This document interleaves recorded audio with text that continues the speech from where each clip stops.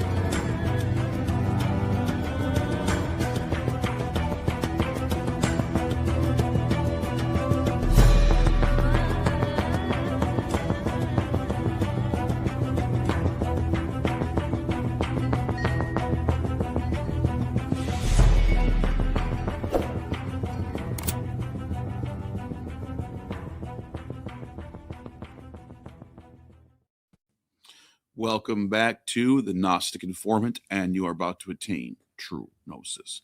That was weird. I tried to make a new intro, and because I was getting sick of the whole that movie Pie intro. So and then I made that intro today, and I just uploaded it. And if you noticed, it was like only like a section of the screen was showing. You could like see me in the background, so I had to like hide myself. Anyways, remember, thank you. Pink Beam. Pink Beam 2374 has become initiated. Hi Neil and friends, blessed evening to you. Thank you for being a member for 4 months. Appreciate you. Anyways, today we have Jacob Berman in the house. So you just wrote a paper. Is it published yet? It's getting there. It's a long paper, about 114 pages long. It was actually going to be longer, but I cut it down a bit. Might as well make it at that point. I'm sorry? Might as well make it a book at that point. Yeah, it'll become part of one eventually. What is after it? A few more arguing that Paul's did not write the letters, the 7 authentic letters? Or he didn't write any of the letters? He didn't write any of them. Dang. I don't think he wrote any of them. Paul did not think about that. Think of how damaging that would be if that was true. That Paul did not write these letters.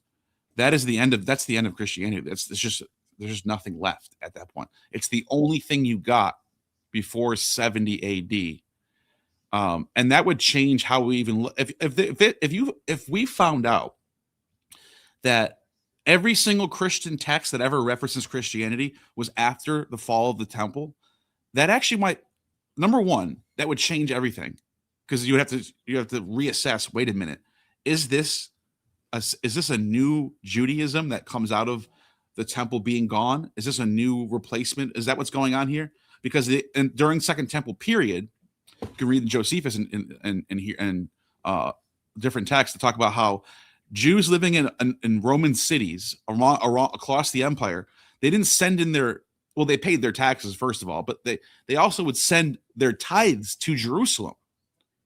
So there was 10%. There was a huge influx of money from the Roman Empire going to Jerusalem. Now, the reason why this would be so significant is because all of a sudden it kind of makes sense where the temple's gone. You have all these people in these different major urban areas, whether they're in Corinth or Ephesus or Athens, Rome, whatever, Alexandria, you name it, Antioch, Syria, Cappadocia, all these places, right? And they're like, what do? We don't have anything. And now all of a sudden there's this new thing called Christianity. In fact, that temple, the reason why it failed It's because they didn't know the Messiah was already here. It explains this whole thing. It becomes a cope mechanism of why Judaism failed. And then we can get into why it became more Gentile oriented later on. But I think we all agree early on this was a Jewish movement. And so number two, the other thing is, if this, it's also true that all of the texts that mention Christianity or anything related to Christianity are also after 70. That even begs the question if Jesus even existed. Think about that, because now we're talking about people decades later writing about stuff. Decades, like we're another generation of people later, and the first texts we get are people who had nothing to do with his movement at all. And I know that's a harder question to get to, but but that would make it more likely, in my opinion. Rather than Paul being a real person who really wrote these letters, and he wrote them in the 40s and 50s and 60s, that makes the likelihood of what he's talking about being more historical. For me, the letters being after 70 doesn't really impact the historical Jesus as much. What it does impact is when one believes that the entire system of Christianity as we understand it was formed. I remember many years ago when I read through Josephus, I thought to myself, interesting. He mentions Jesus, he mentions that James, that was allegedly his brother, and he mentions John the Baptist, but he never mentions Paul. That's curious. And some others will notice that Justin Martyr doesn't talk about Paul at all, but he knew Marcion's text, and I'm kind of skipping a bit there. I'm going to talk about Marcion a bit later in the stream, because I also addressed this in my paper because I felt like, well, I need to address Marcion because Marcion had a collection of Pauline letters that are shorter than the canonical counterparts. But back to the point that I was making. So Josephus talks about Jesus, James, that was apparently Jesus' brother, and John the Baptist, but he never mentions Paul. So I asked myself, what is the earliest evidence that we have, extra biblical evidence, or anything? So what is the earliest extra biblical evidence that we have for any mention of a Paul or him writing letters at all? And the answer to both of those questions simultaneously is Clement of Rome. Clement of Rome, one letter. It's a long letter. 90s, right? Yeah. I put it in 93. I would say 93 because of the urgency at the start of the letter. That he seems to be suggesting that very recently another persecution has befallen them. Kind of Hebrews kind of says something similar to that effect as well. And there's a lot of overlaps between Hebrews and Clement that we can get into later. But Clement talks about a persecution has befallen them, and it's obviously the Domitianic persecution, the second major Domitianic persecution against philosophers. Now, what I will often get is, Domitian didn't persecute Christians. Well, it's true that he didn't target them directly. They weren't the primary target. He was targeting philosophers in general. But Christians were definitely caught in the middle, and I'll get to why I think that later. And there's a lot of tradition about that as well. That's hard to get around. So back to First Clement. So First Clement mentions a letter by Paul, epistolon, a letter. This is different from the word epistoles, letters, plural. We see that in 2 Peter. And the reason 2 Peter uses that word is that 2 Peter wants you to understand, I know all of them. I know the Pauline collection. Whereas Clement's saying, I knew a letter. Now, that doesn't preclude that Clement didn't know other letters, but it's not a good start. Because all you can confirm is that Clement knew at least one letter. You cannot confirm he knew more than one letter. And he says very little about Paul. He mentions Paul like a handful of times, and he says that that Paul was 7 times in bonds. Now let's think about that for a second. 7 times in bonds. Even if you believe, let's say somebody's a hyper skeptic. I'm sorry, not hyper skeptical. The opposite. A hyper conservative Christian that accepted all of the letters of Paul as genuine, all of Acts as even real history. Let's say somebody believes all that. Mm-hmm. Even if you add all the imprisonments in the prison letters and Acts together, you don't get to 7 times. What is Clement talking about with Paul being 7 times in bonds? He never says it that way. He never claims it was Romans that put Paul in these bonds, that bounded Paul. We don't know what he means by he was bounded. I have a suspicion, but can't prove it. But anyway, when does Clement place the lifetime of Paul? I think that's another question that needs to be answered. And in my paper, I argue that Clement places Paul's era in the 30s, and there's a couple of indications of that. For one thing, when you look at Clement and you compare it to Josephus, there's some overlaps between there's a couple of overlaps between the movement of Paul and Herod Antipas. What I mean by movement is where they're traveling to, where they're going. Clement mentions that toward the end of Paul's life, Paul went to furthest west of the empire. That's Hispania. Now, Herod Antipas was also expelled and went to Hispania himself. Now, why am I making a connection there? Because there's a connection with the pseudo-Clementine literature and what Josephus talks about happened in the 30s. After the massacre of the Samaritans at Mount Gerizim in 36, we're seeing all kinds of political shifts. Caiaphas is removed as high priest. Pilate's removed as the prefect. Herod Antipas is slightly later removed as tetrarch. So there's a lot of shifts here in the geopolitics in that region. A lot's changing. People are being replaced left and right. There's one major reason they all have in common for why they were being removed from power. It's because of the way they handled the situations, the constant massacres, the constant executions that pissed people off, that pissed off the Judeans. And the Romans are like, you know what? We need to peel the onion back. We need to rethink things because this is not working. Pilate's messing things up. Caiaphas is messing things up. Herod Antipas is messing things up. We need to replace them. Now, where does Paul come into play here? The frequently neglected pseudo-Clementine recognitions talks about Saul, as it also calls him the enemy. It talks about his attack upon James, the brother of Jesus. Now, I thought about this. So there are scholars like Jeffrey Butts, Robert Eisenman, and others that will look at this and to see, okay, there's some kind of history here, but here's the complication. The complication is that the pseudo-Clementine recognitions is largely historical fiction. And so you have an element that appears to be history, which is in book 1. So you have to ask yourself, how do I methodologically separate that element from the rest of the fictional material that's in the recognitions? Can I do that? Is there a basis for that? And I say, yes, actually, much of the historical elements of the recognitions is pretty much just in book 1. Everything after book 1, you can clearly tell is fiction. But here's the other thing. In book 1, it gives you another view of the Samaritan massacre. A lot of people don't, to my knowledge, I haven't seen anybody notice this. In book 1 of the recognitions, it talks about John and James, the son of Zebedee, trying to interfere. Looks like you got a super chat coming in, so I'll just hold on for a second. Okay. At Reginald has dropped $10 super chat. If recent scholarship is discovering that it's a patchwork of others' myths, repurposed for the Jews, what's left to learn from the Bible over source mythologies which developed much more naturally? It's not all it is, though. There is a lot of that going on, but that's like you have that with like Virgil's Aeneid is rewriting Homer's Odyssey, right? For the Latin people. So it's like that's part of it, definitely. And everyone we always talk about that on my channel. But there is real history in the Bible.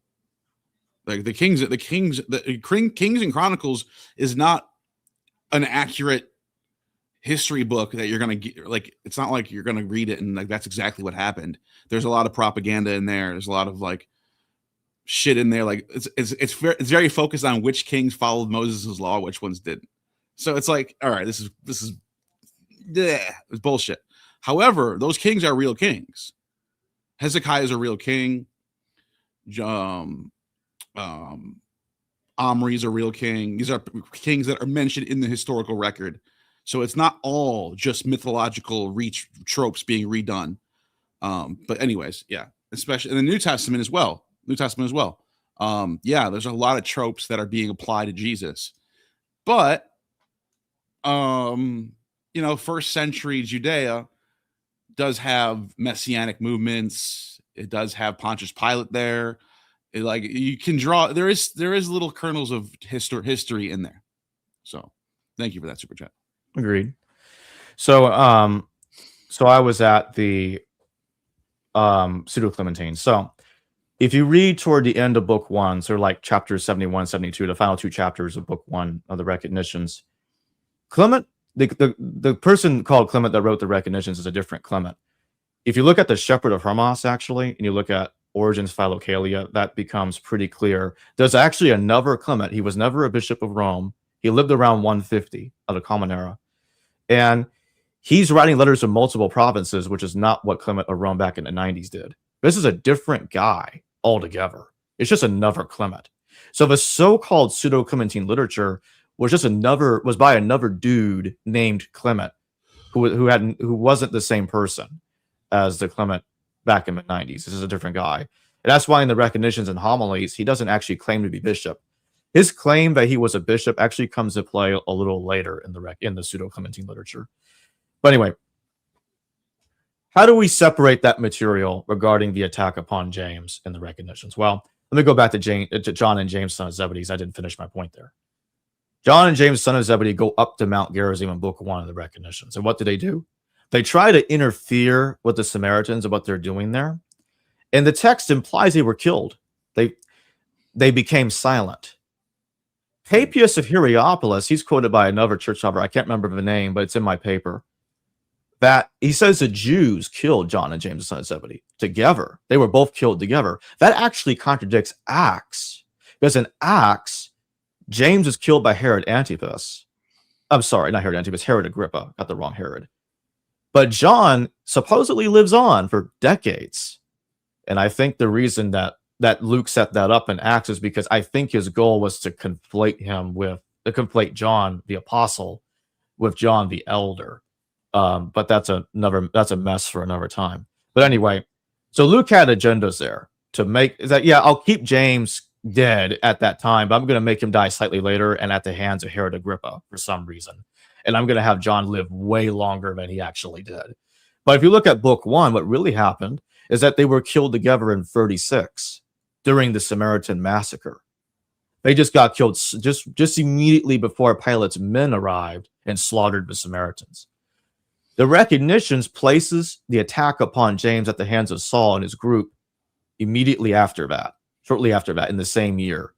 So just to get everybody on the same chronology here, okay. It's in the same year. Has to do with Paul's letters not being written by Paul. I'm about to get there. Okay. If we accept that the attack upon James, his attempted assassination at the hands of Saul actually happened, then Galatians makes absolutely no sense.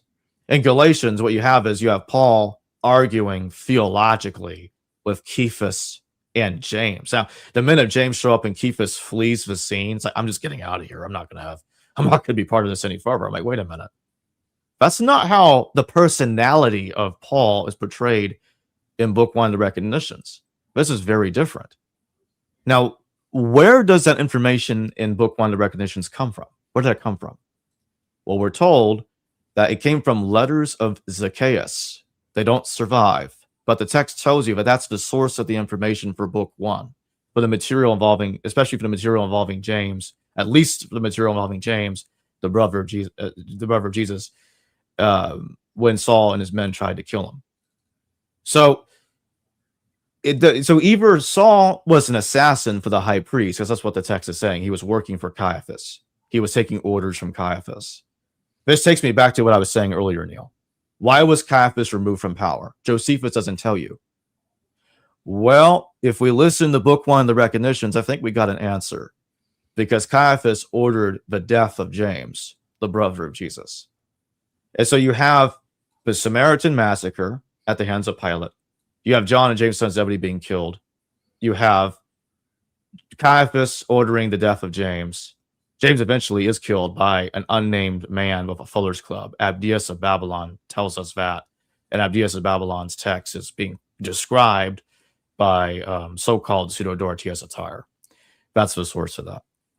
So you have James being killed in 36, which also creates a problem for, okay, well, if he was killed in 36, then he can't be the James that Josephus was talking about, but I'll get to that later. So, but this is all written in the pseudo-Clementine recognitions, which isn't that later literature? Yeah, I would say it's mid-2nd century, but he's telling you in book 1, he's pulling from letter correspondence we don't have by Zacchaeus. And that's what I talk about in my paper. And there are scholars that actually talk about that the pseudo-Clementine recognitions is using material from the preaching of Peter. But that's more hypothetical. The text actually says it comes from the letters of Zacchaeus. So why would that affect Paul's epistles being real or not? Well, like I said, it contradicts Galatians, because in Galatians, that's not what's going on there. You have an argument. Nobody's trying to kill each other.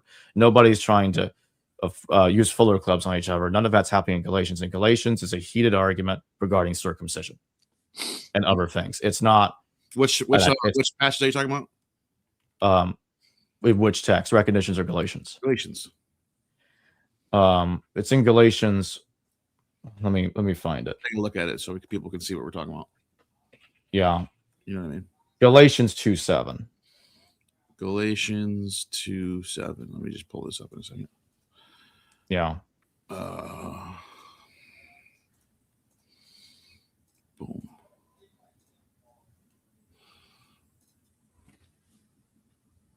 Where's my favorite edition? There we go.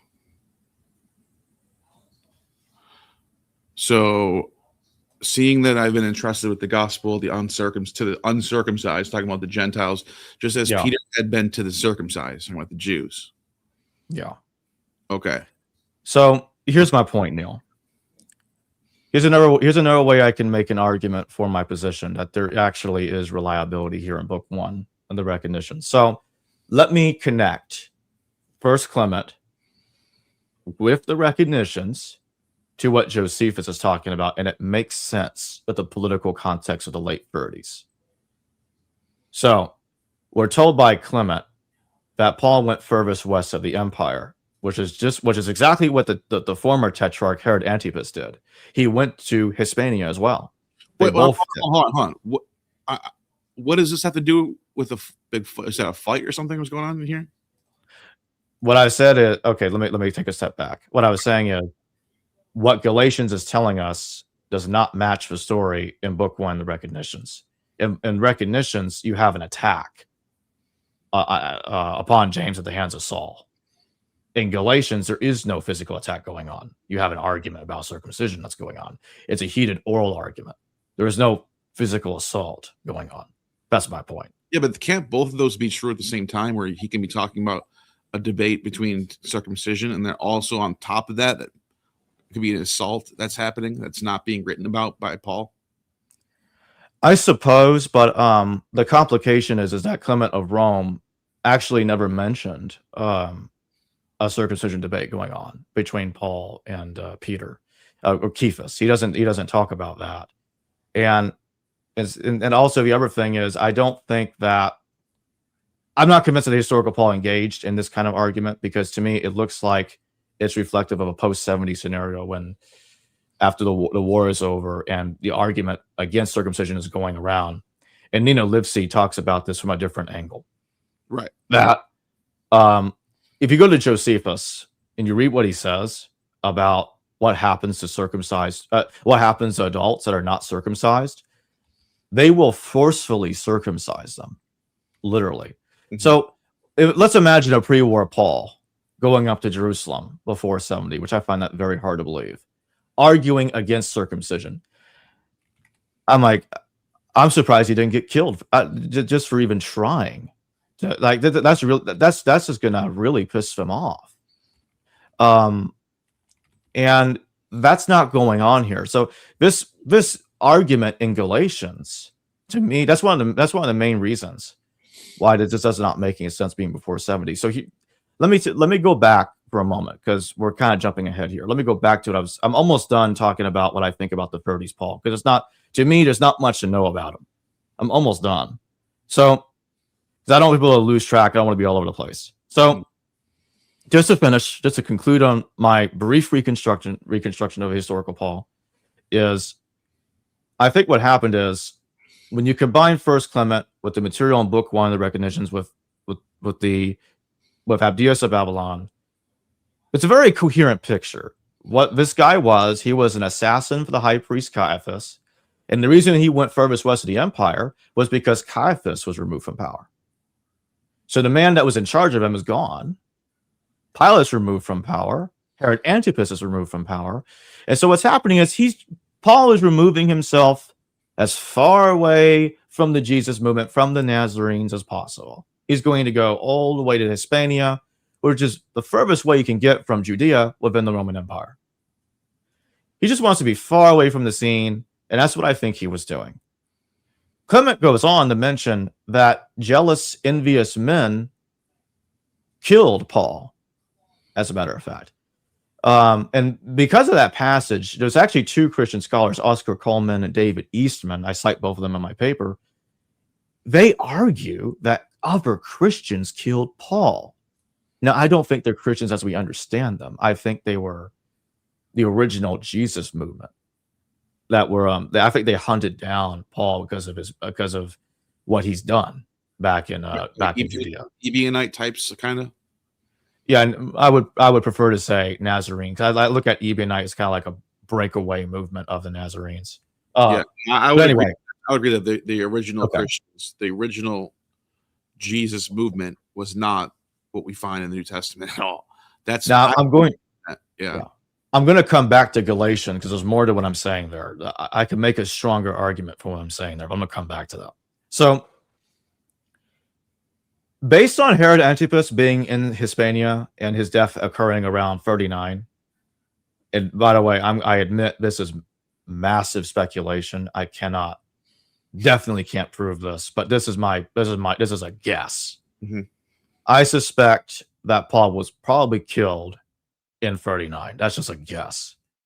But I think he got knocked out of the game very early on, and that's it. So that's my point, Neil. So if you look at Book 1 of the Recognitions, and you combine that information with First Clement and Abdias of Babylon, it actually fits the political context of the late 30s in Josephus. That's my point.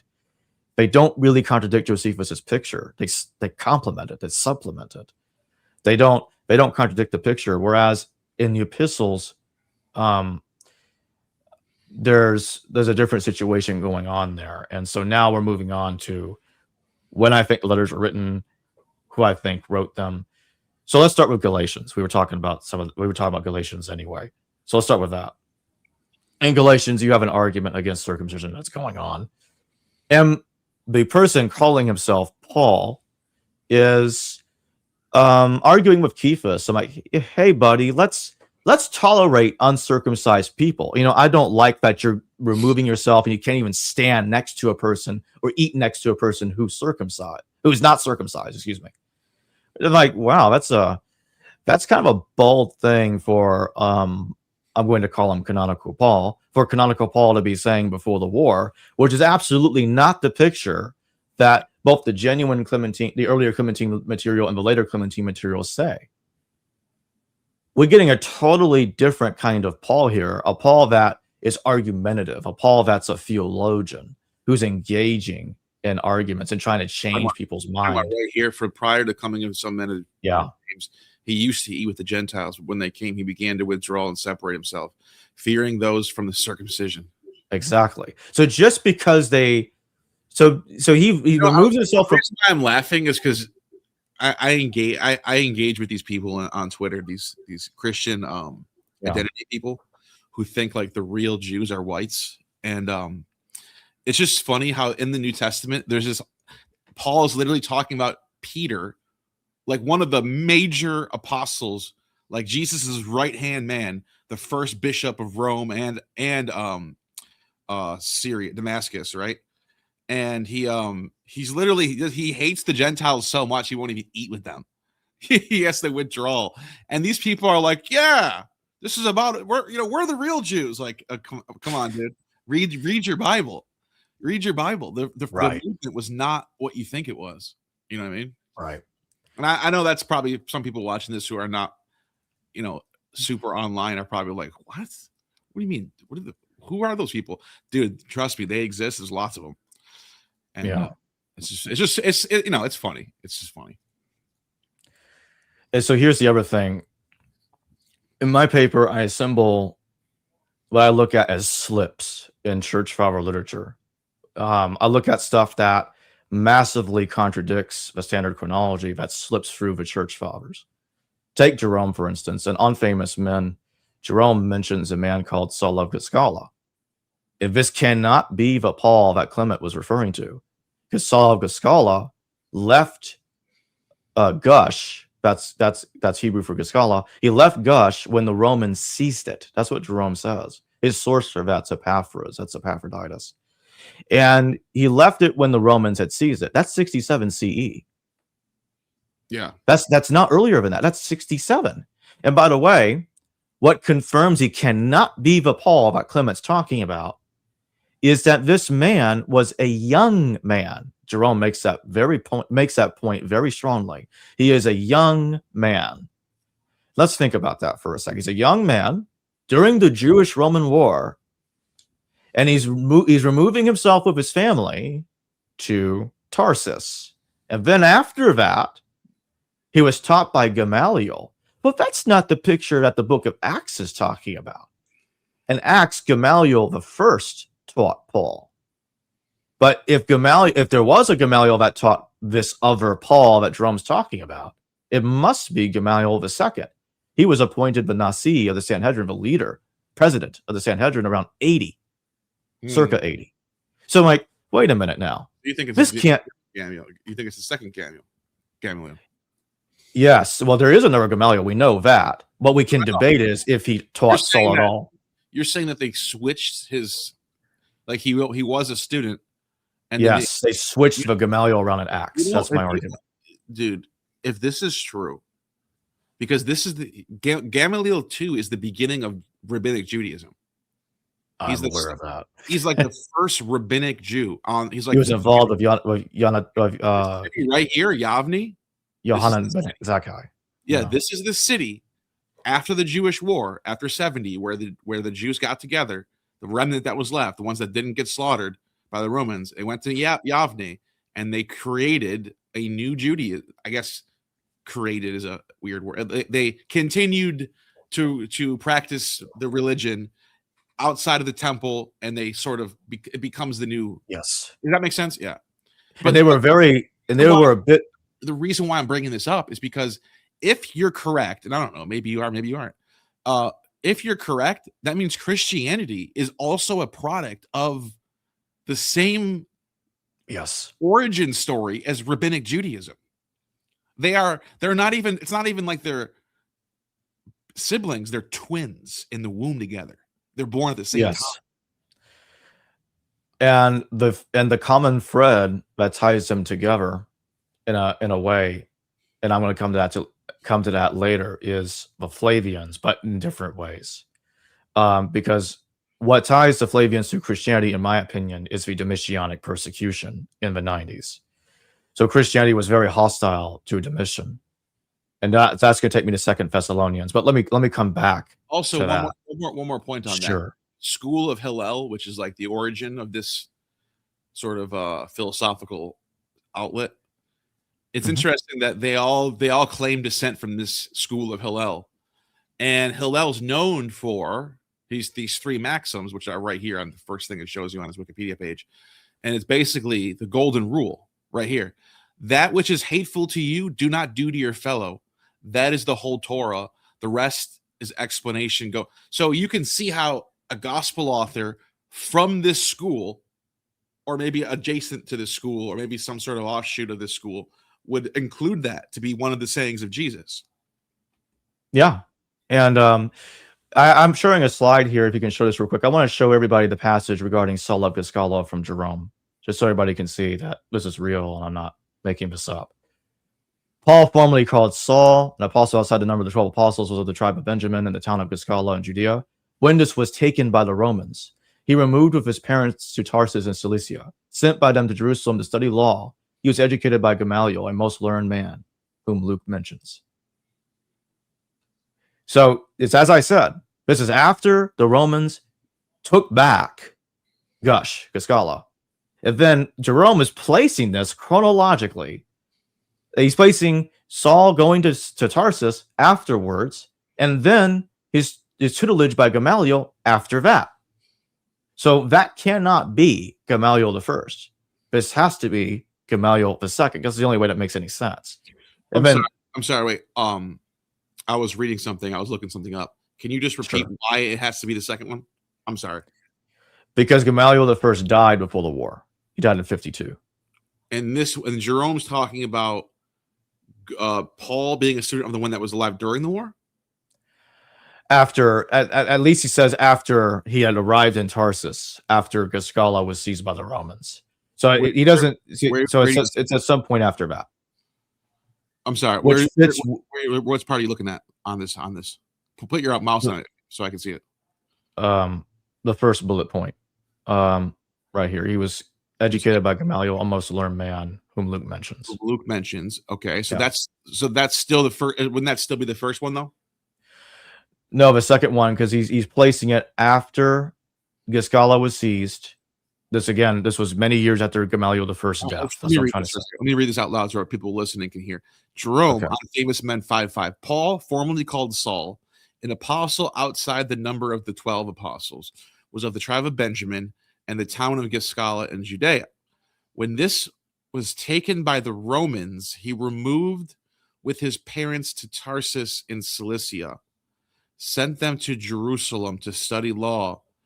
He was educated by Gamaliel, but that still could be before 70. That doesn't have to be. That doesn't have to be after 70. Yeah, I'm not convinced. Even the Romans are constantly going to the east and Yeah, but every time I hear the argument that this could be before, is I'm not really given an answer about, okay, when did the Romans take Gascala again in the first century? If we go to the next bullet point, Jerome talks about this again, and he connects the story to Epaphras. He says, we have received the following story about this Epaphras, Paul's fellow prisoner. They say that the apostle Paul's parents were from the region of Gascala and Judea, and that now notice he says here, and that when the whole province was laid waste by the hands of the Romans. Okay. And the Jews were dispersed into the world. See, that's the other thing I didn't mention. There you go. Jerome's much more specific. That gives you now that's strong. Now you have something. Now there's meat on the bones. Okay. All right, that's very convincing. They were moved to the city of Tarsus in Cilicia as a young man. He followed the condition of his parents, and thus what he testifies about himself can be confirmed. And so, when you put that together, this is after the war. Yeah. This does not work, and he's saying to you that he's getting the story ties to the Epaphras, and I think he's the origin of the story. So here's how I interpret this. I think Epaphras wrote a document about Saul of Gascala in the 90s. It's lost. That document is Jerome's source, and the canonical Acts rehabilitates this document. To what degree it changes it, I cannot know. I don't like reconstructing text because I don't want to add hypothetical stuff in it that can't be corroborated. All I can say is, all I can know about that document is what Jerome says here, and I leave it at that. So I did a word search for Gascala and the Jewish War, just to see what Josephus says. Sure. And we have here, he says, the Galileans, after the fall of Jotapata, still remained in revolt from Rome. So this is after 70. On the reduction of Tarichaea, surrendered the Roman. Oh, no, I'm sorry. This is after 64. The revolt starts in, 66. The revolt starts in 66. So no matter what, this is after 66. It doesn't necessarily have to be, but that doesn't matter for your argument. Either way, it can still work.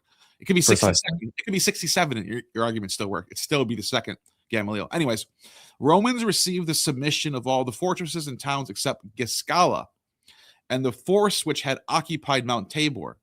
Gamala was also in league with these rebels, a city situated on the other side of the lake, opposite Tarichaea. Gamala formed part of the territory allotted to Agrippa, like Sogane and Seleucia. Gamala and Sogane were both in Galantis, the latter belonging to what is known as Upper, the former to Lower Galan. Seleucia was near the lake Semicontinus. The lake is 30 furlongs in breadth and 60 in length. Let me just see if it says it mentions it one more time. Let me just do this. Gascala. Search within work. Okay, so we have quite a few mentions in the Jewish war. They fortified Gascala. So that might be it. Let's check this one out right here. John, son of Levi, fortified Gascala at his own expense. So that means that at some point after the Jews fortified Gascala, the Romans took it back. Yeah. When he says the Romans took Gascala, it's either in 63 BC when Pompey conquered it. Paul's not alive then. Right, that can't work. Or this time. Exactly. It's a checkmate. You can't. You have a great argument here, but the only thing is, if I'm a critic of this, I'm going to say, why do we care what Jerome writes? He's writing in 325 AD. Oh, and I was just saying, other fields, scholars rely on later people to quote other documents we don't have all the time. That's just the way it works. Yeah, so, but people are going to say that. That's all I'm saying.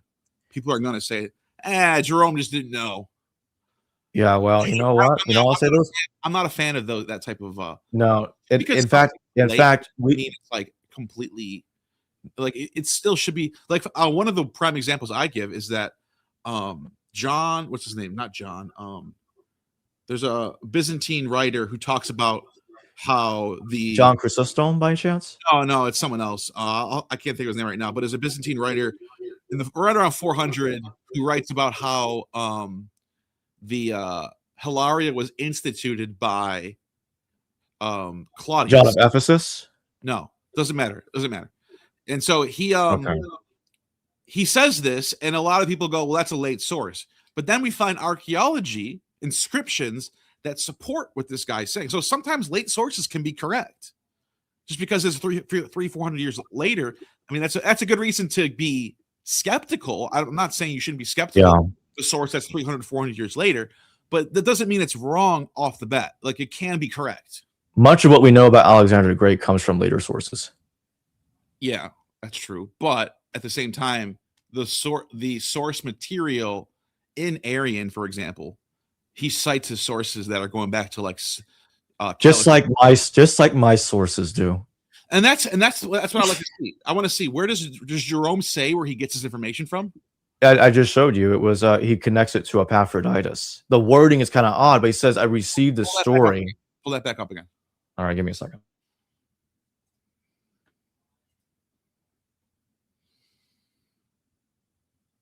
Because that does make it a lot stronger if he's telling you where he found it. You know what I mean? I got it.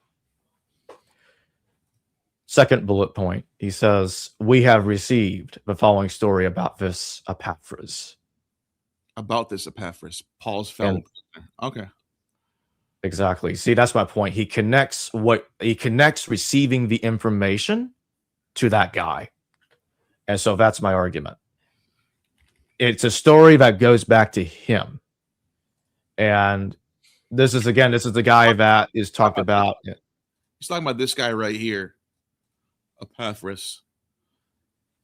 Mentioned an observer of the Apostle Paul, mentioned twice in the New Testament. Yeah, the Philemon and Colossians. And I think he's a nickname. And even if somebody disagrees with me on this, it doesn't ruin my point.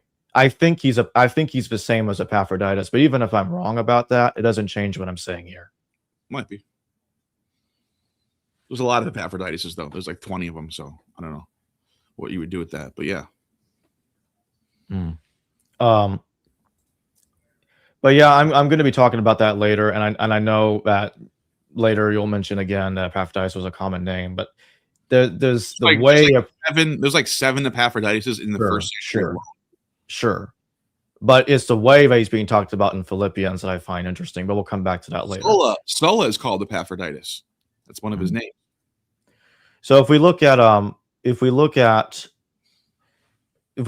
letters and they talk about, and somebody might say to me, well, okay, so Paul's known as Saul of Gascala.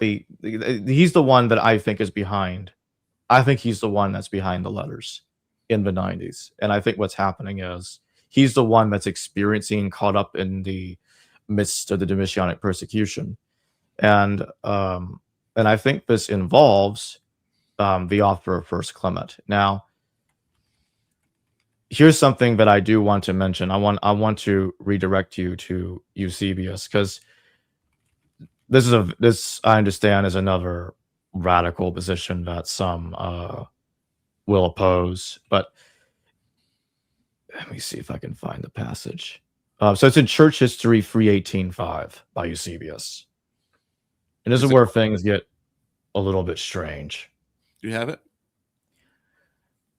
Yeah, let me put it in on a slide so I can show everybody. Yeah, I mean, while you're pulling that up, I do think, though, as I was saying earlier, the reason why this sort of puts in question the historicity of Jesus himself, because all of a sudden now the temple, or this being post 70, makes it so that the idea of a Messiah claimant before this doesn't really do much until, like, because now you have a reason to believe in a Messiah that happened decades prior, because now you're like, oh, he was here, the Jews missed him, and that's why they lost their temple. So you don't even need a real person anymore. You just need a story about a guy who did some shit. And if you don't have real epistles from a real guy like Paul, that makes it way even more likely that this is just kind of rewritten or just legends, basically. Well, I suppose from a certain point of view, one can say that, because the historical Paul is not, from my point of view, is nothing like the Paul we've ever imagined. I don't even think he actually converted or even believed in Jesus at all. He was just taking orders from Caiaphas, he was an assassin working for him. That's all he was. And he never converted. The real apostle, so to speak, was Saul of Giscala in the 90s. And he pushed himself, he retrojected himself into the mind of Paul. He hijacked the character, turned him and remade him to be like him and his co-authors. And by the way, there's a document called the Acts of Timothy, which places Timothy, the co-author of many of these letters. He gets killed in Ephesus by worshippers of Artemis in 97 because he interfered in their festival Katagogia. So now, oh, Jacob, that's also a late document, 4th century or later. I'm like, why would somebody make up that Timothy died in the 90s? And why would Jerome invent a story that completely contradicts his entire chronology of Paul in his works? Jerome thinks Paul died under Nero. He believes in the beheading story, which we know is made up. And yet he presents us with this information that contradicts everything he said about Paul, practically. Moves the chronology further into the future, has him outliving Nero, being a young man during the war. And Jerome just briefly mentions it a couple of times, but he leaves it alone. I see a similar thing that happened. I talk about this in my paper. Charles Travers Wood, I believe is his name. He's a scholar about a century ago. He in a footnote, he kind of thought it was awkward that Jerome placed Saul of Giscala, who's supposed to be Paul, during and after the war. He doesn't know what to make of it. He just puts it in a footnote and leaves it alone. Just like Jerome does. He briefly mentions it 2 times and never talks about it again. And I can see why, because what do you do with that? What are the implications if that's exactly what it looks like? That man's pseudo Paul. He's the one pretending to be Paul. He's the one behind the letters. Even Jerome implies that in his commentary on Philemon. Then he just leaves it alone. So anyway, let's pull up this thing from Eusebius. I have it shared.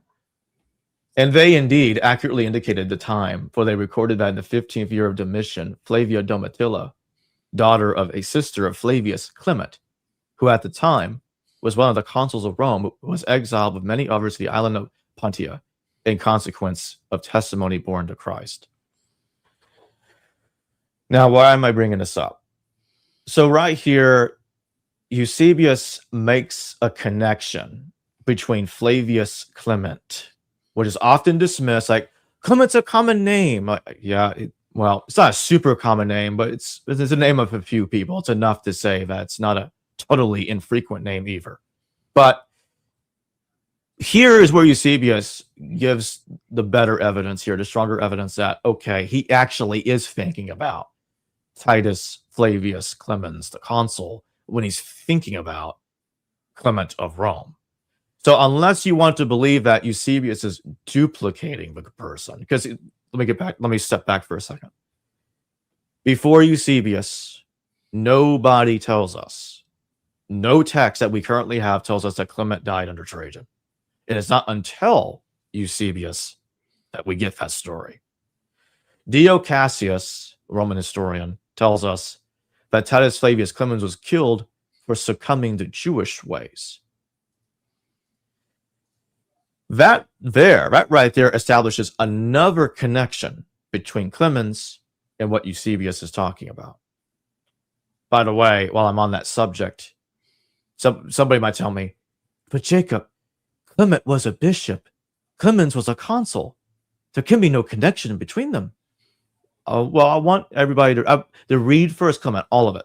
You know, if you don't even want to read all of it, word search the word bishop. Show me one place, one time that the Clement in that letter called himself a bishop. The answer might surprise you. He never does. Yeah, and that's There's also not a single time in that letter where he ever says he's a bishop. Bishops is like a later idea, too. The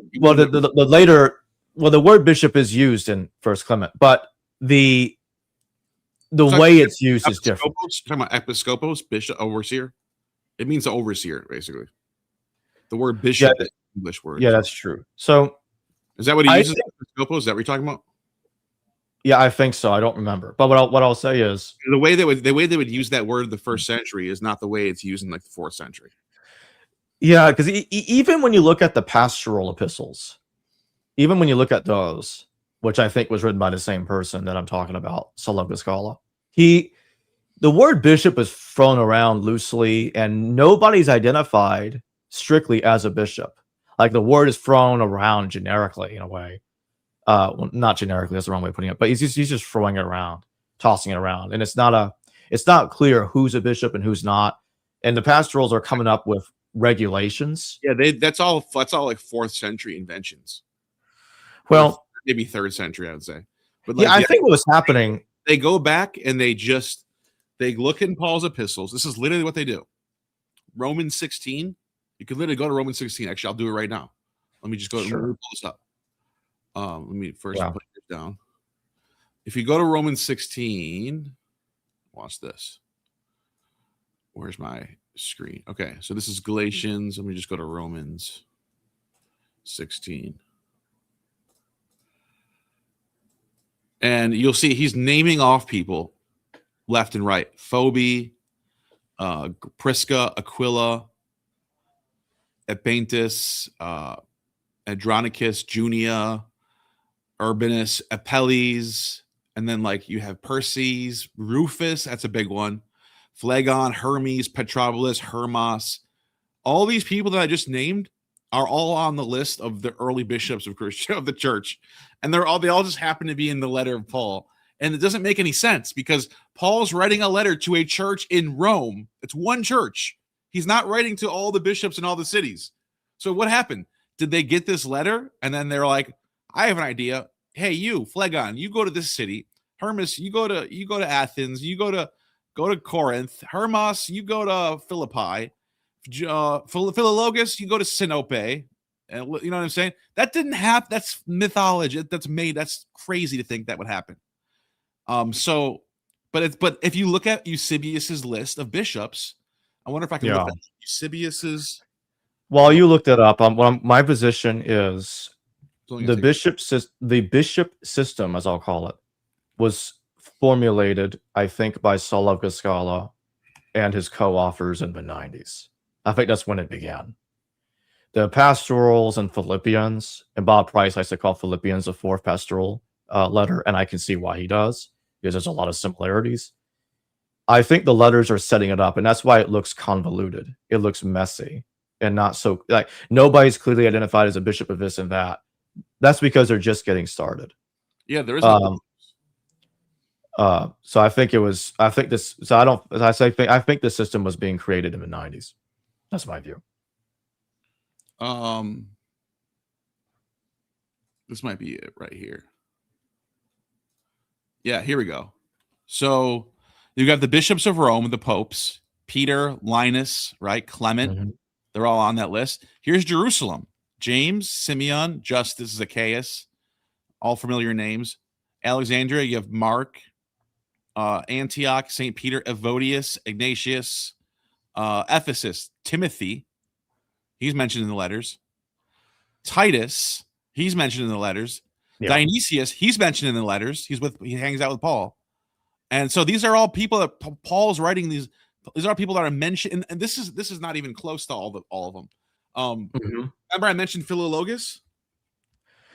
Right? Yeah, you're probably gonna Philologus, numbered among the 70, first bishop of Sinope.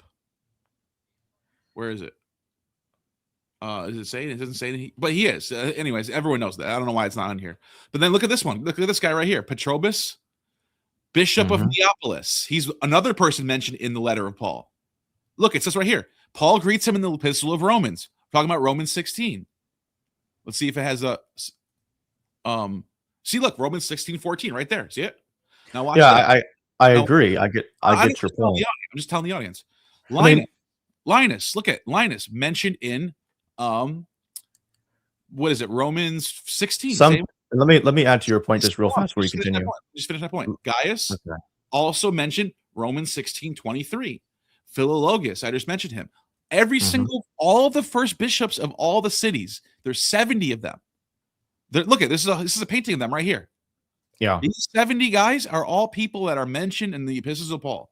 So that the idea that he wrote this letter to Rome that mentions 12 people, and then he wrote another letter to Corinth that mentions like 7 more people, and they all just were like, "Hey, you're mentioned in Paul's letter. Now go be the bishop of this other city that you never lived in before. Just go move there right now. Take your whole family with you." Like that didn't happen. That's just made up. You know? Yeah. I can believe that the original leadership was in Jerusalem. I don't really have a problem with that. But when they start saying that it's elsewhere, that's when the nonsense starts coming in. And, yeah, it's a Jerusalem. And by the way, that actually fits book 1 of the recognitions because it's a Jerusalem that spreads into Alexandria and into Antioch, and then from there it sort of just kind of spreads around from city to city. So here's what I'm going with this. So we go back to Clemens. I'm with those, and I know how some are going to feel about this. Like, their names other people. I don't deny that. But here's my point. It's an interesting combination of things that I find intriguing. That is, when you see in Philippians, you have a discussion about both Clement and Epaphroditus.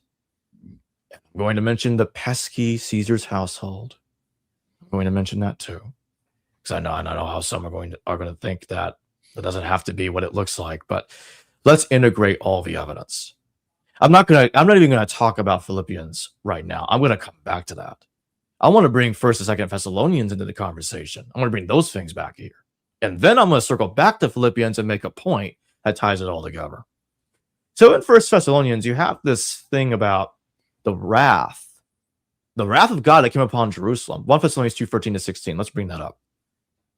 Now, I talk about this in my paper. 1 Thessalonians 2:13-16. You know what? I might even have it in my slides. Give me a second. I thought you said pull it up. Okay. Give me a second.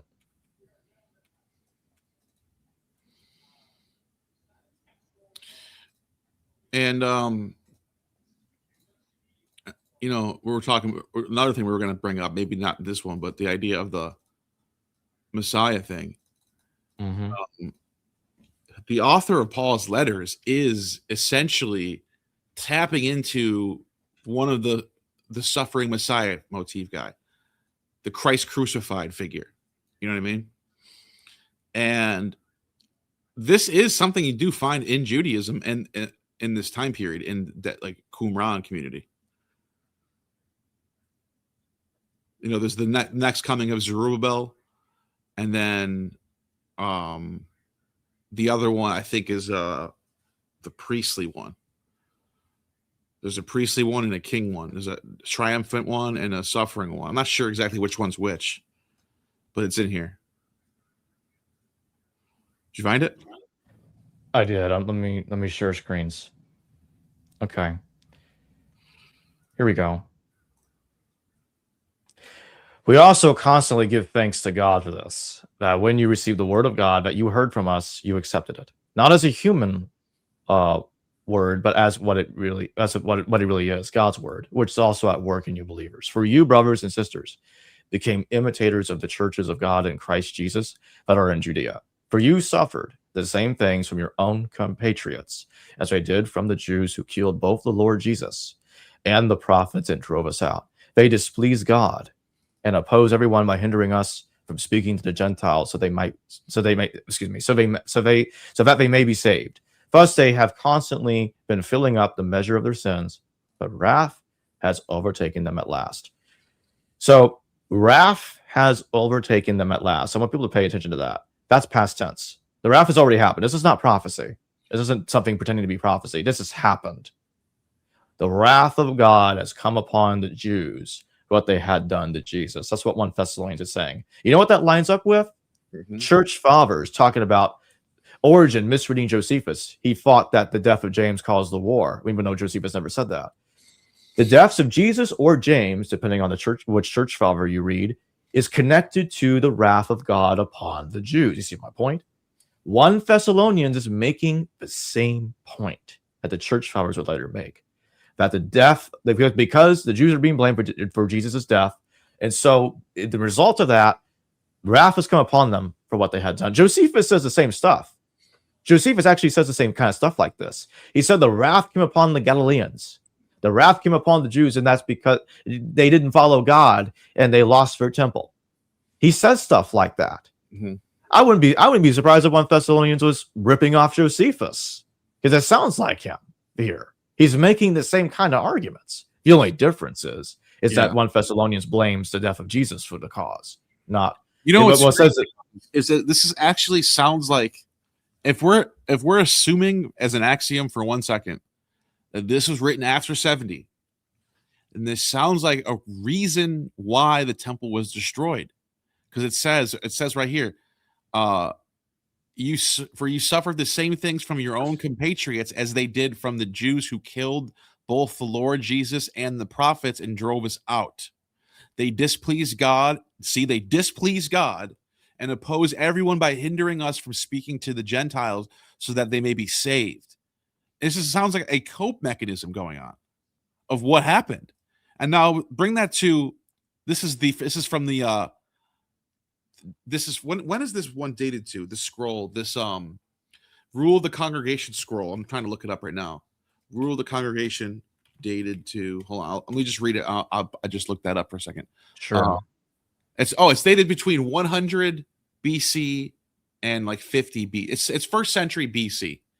And if you read it, first century BC, it is this is what it says. It says, "This is the sitting of the men of renown called to the assembly for the council of the community when God will have begotten the Messiah." Begotten the Messiah. I would love to actually look at this Hebrew, or maybe it's is it Aramaic, or let's see. It's written in. Doesn't say on this. It's probably Hebrew. It's from, it might be Hebrew. Anyways, whatever it is, I would love to look at the language here. Oh, now my mouse is not working all of a sudden. What the hell just happened? Are you there? I'm here. That's strange. Oh, now it's working. That's weird. Just start working again. Okay. So God will have begotten the Messiah. Again, I'm reading an English translation. I don't know what this word is. I don't know if it has to do with a son of God, maybe. But it just says right here, God will have begotten the Messiah. And we'll check this later and talk about it maybe. Among them, the priest shall enter at the head of all the congregation of Israel. Then are the chiefs of the sons of Aaron, the priests, called the assembly, men of renown. And they shall sit before him, each according to his rank. Afterwards, the Messiah of Israel shall enter. The chiefs of the tribes of Israel shall sit before him, each according to his rank, according to their position in the camps during their marches. Then all the heads of the family of congregation, together with the wise men of the congregation, shall sit before them, each according to his rank. That was just a waste of time, this whole paragraph. Anyways, this is redundant. Just keep repeating itself. They're all going to get together. We get it. And when they gather for their community table, they literally says it again, to drink wine. This is important. This is going to take us back to Paul. I promise. I'm not going off, and this is going to bring us back to Paul. To drink wine and arrange the community table and mix the wine to drink. Let no man stretch out his hand over the first fruits of bread and wine before the priest. For it is he who shall bless the first fruits of bread and wine, the Messiah. The Messiah blesses the bread and wine. What does that remind you of? And shall first stretch out his hand over the bread, and afterwards the Messiah of Israel shall stretch out his hands over the bread. There's a lot of repeating, a lot of redundant repeating on this. And afterwards, all the congregation of the community shall bless each according to his rank. What's this note? Oh, it's giving you the exact papyri. Now, look at this. This guy even writes that probably the idea of a dual Messiah did not disappear with this sect, which came to an end. So there's another, and then they think there's another Messiah coming. A triumphant one comes later, Simon ben Kokhba, but if he fails, though. But you can see the idea. You can see what Messianic Judaism producing these heroes, right? Mm-hmm. Now, it also reminds me of the Eucharist. That's what I was going to say. The reason why this links me to Paul is because in Paul, when he talks about the night he was handed over in Corinthians, what's that? Corinthians, I think it might be in 15. 11. I can't remember. I think it's 11. I think. Let's find it. Hold on. Look it up. Can you just check right now? I'll go to it right now because I want to read that right now, and I want to see. You're right. It's in 11. It's 11, 23, 29. Okay. Now the reason why did I really lose my Bible passage already? I got back to Cross Bible again. All right. Who cares? I always click out of my tabs when I still need them. So you said it's what? Corinthians 11, 23, 29. Okay. This is actually really important, and there's a reason why. Because Corinthians 11, 23, 29, he says, for I received from the Lord what also I pass on to you. The Lord Jesus, on the night he was betrayed, took bread. And when he had given thanks, he broke it and said, this is my body, which is for you. Do this in remembrance of me. In the same way, after supper, he took the cup. This is the cup of the new covenant. And there's the wine, the blood. Do this whenever you drink it. Remember me, whatever. And whenever you eat this bread and drink this cup, proclaim the Lord's death until he comes. So whoever eats the bread and drinks the cup of the Lord in an unworthy manner shall be guilty of sinning against the body and blood of the Lord. Now, the reason why I'm bringing this up is because this is one of the most important passages in Paul's letters of why people think the historical Jesus this is the evidence for the historical Jesus, because people will say, what is Paul talking about here? Who was this person he's talking about who blesses this cup and then on the night he was handed over and arrested? Why? That sounds like a historical event. It doesn't sound like mythology because it's not. The Gospels are after this, right? However, now, if this is after 70, now all he's doing is he's just explaining a messianic trope that's very popular, and it's in the Dead Sea Scrolls. Right? You there? Yeah. I agree. Oh, you're just thinking about it? It's a lot. This is crazy. I mean, if you think about it, this is kind of a weird thing that no one talks about. How this idea of a Eucharist. By the way, guess who else mentions a Eucharist? Philo. Philo talks about the Son of God, who's called the Logos, who will be, he says, he will be the cup that all of the world will drink from for salvation. That's what he says. I can find that while you're presenting the next source that you want to bring, or I don't know if you have any more. I have another one. Let's pull it up. It's from 1 Corinthians. Yeah, and it lines up with what I said about 1 Thessalonians. Okay, This cool. is 1 Corinthians 3, Hold on, 15 to just 20. read this super chat. Yeah, Decide yeah. $5. Thank you, Super Chat. Yeah, very compelling and well thought out. When and where will your paper be released? Talking about you. Also looking forward to your book, Neil. Thank you, Desonics. Appreciate that. Thank you to Sonics. I don't know. That depends on Alex Criddle. Alex Criddle is the managing editor of Bob Price's journal. That depends on when he gets around to it. He's a one-man army over there. Yeah. Well, I'll let everybody know. I do not have the slightest clue when it's coming out, but I already sent him the final draft back in July. So it depends on when he gets it done. So let's read this verse. Let's read these verses. If the work is burned up, the builder will suffer loss. The builder will be saved, but only as through fire. Do you not know that you are God's temple, and that God's Spirit dwells in you? If anyone destroys God's temple, God will destroy that person, for God's temple is holy, and you are that temple. Do not deceive yourselves. If you think that you are wise in this age, you should become fools, so that you may become wise. For the wisdom of this world is foolishness with God, for it is written, He catches the wise in their craftiness. And again, the Lord knows the thoughts of the wise, that they are futile. So I didn't. I thought I included it here. Oh, I did. It's the first verse I put in here.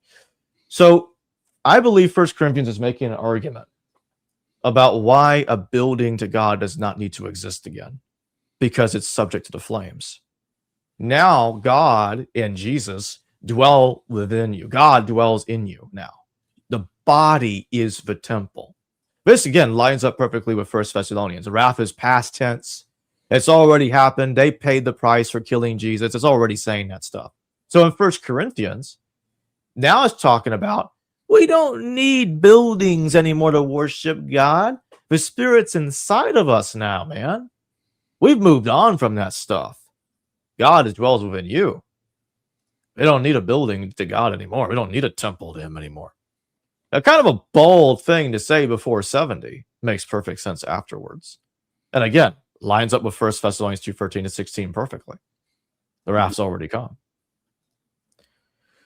So, in my paper, I point out scholarship in a small way agrees that there might be a problem with the genuine letters of Paul. But here's what they'll do, and I can't stand this. 1 Thessalonians 2:13 to 16 is an interpolation. I talk about that in my paper. There is no evidence it's an interpolation. There is zero manuscript evidence that it's an interpolation. Zero. But some scholars will say that it's an interpolation because they can't think about how that makes sense before 70. So there are some scholars out there that believe that 1 Thessalonians is by Paul, except for those 3 verses, because it's inconvenient. Like, you can't do that. You can't take out what you don't like. That's not how this works. Now, if you produce a manuscript of it where it's missing, that's a different story. The closest they can get to all of that missing in a manuscript is in a Latin manuscript. I'll talk about that in my paper. I forget what it's called. As a Latin manuscript, 1,000 years later. You have to wait 1,000 years to get at least some of that to be missing. And they say, oh, where it is, we have one manuscript that's super late. I'm like, okay, here's the problem. It might have been a good argument, except for one major flaw. Because this Latin manuscript is that late. And by the way, just so people understand, it is not consensus. There are people on the internet lying. There's even some authors lying that 1 Thessalonians 2:13 to 16 is interpolation, it's consensus. It's not. That is an absolute lie. Anyone saying that to you is a liar. That is literally a lie. Let me continue. So, 1 Thessalonians 2:13 to 16, you got a manuscript where I can't remember if it's some or all of it, but the information is in my paper. It's 1,000 years later. Now, what does that mean? Well, Marcion's version of 1 Thessalonians already misses a good deal of that. So I think that this Latin manuscript is omitting that material largely, if not entirely, because it knew Marcion's text. You can't rule out that it's being influenced by Marcion, because Marcion cut down the letters in 144 CE. So it validates that manuscript as evidence, in my view, because it's too darn late to be admissible evidence that it's an interpolation. And the author of it would almost certainly have known Marcion. So you can't rule that out. So it just goes down the toilet. But even if they got lucky and that whole thing was an interpolation, we can wish it away successfully.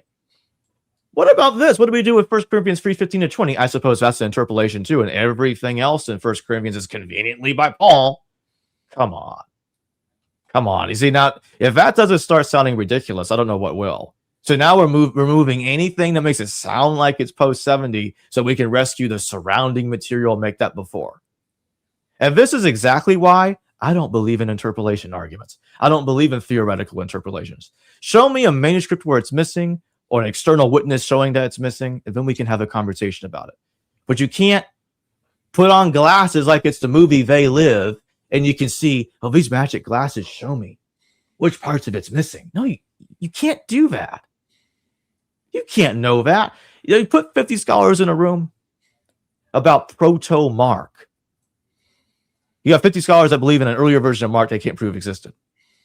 You're going to get a different answer about which part of Mark goes back. You see my point? Mm-hmm. Oh, yeah.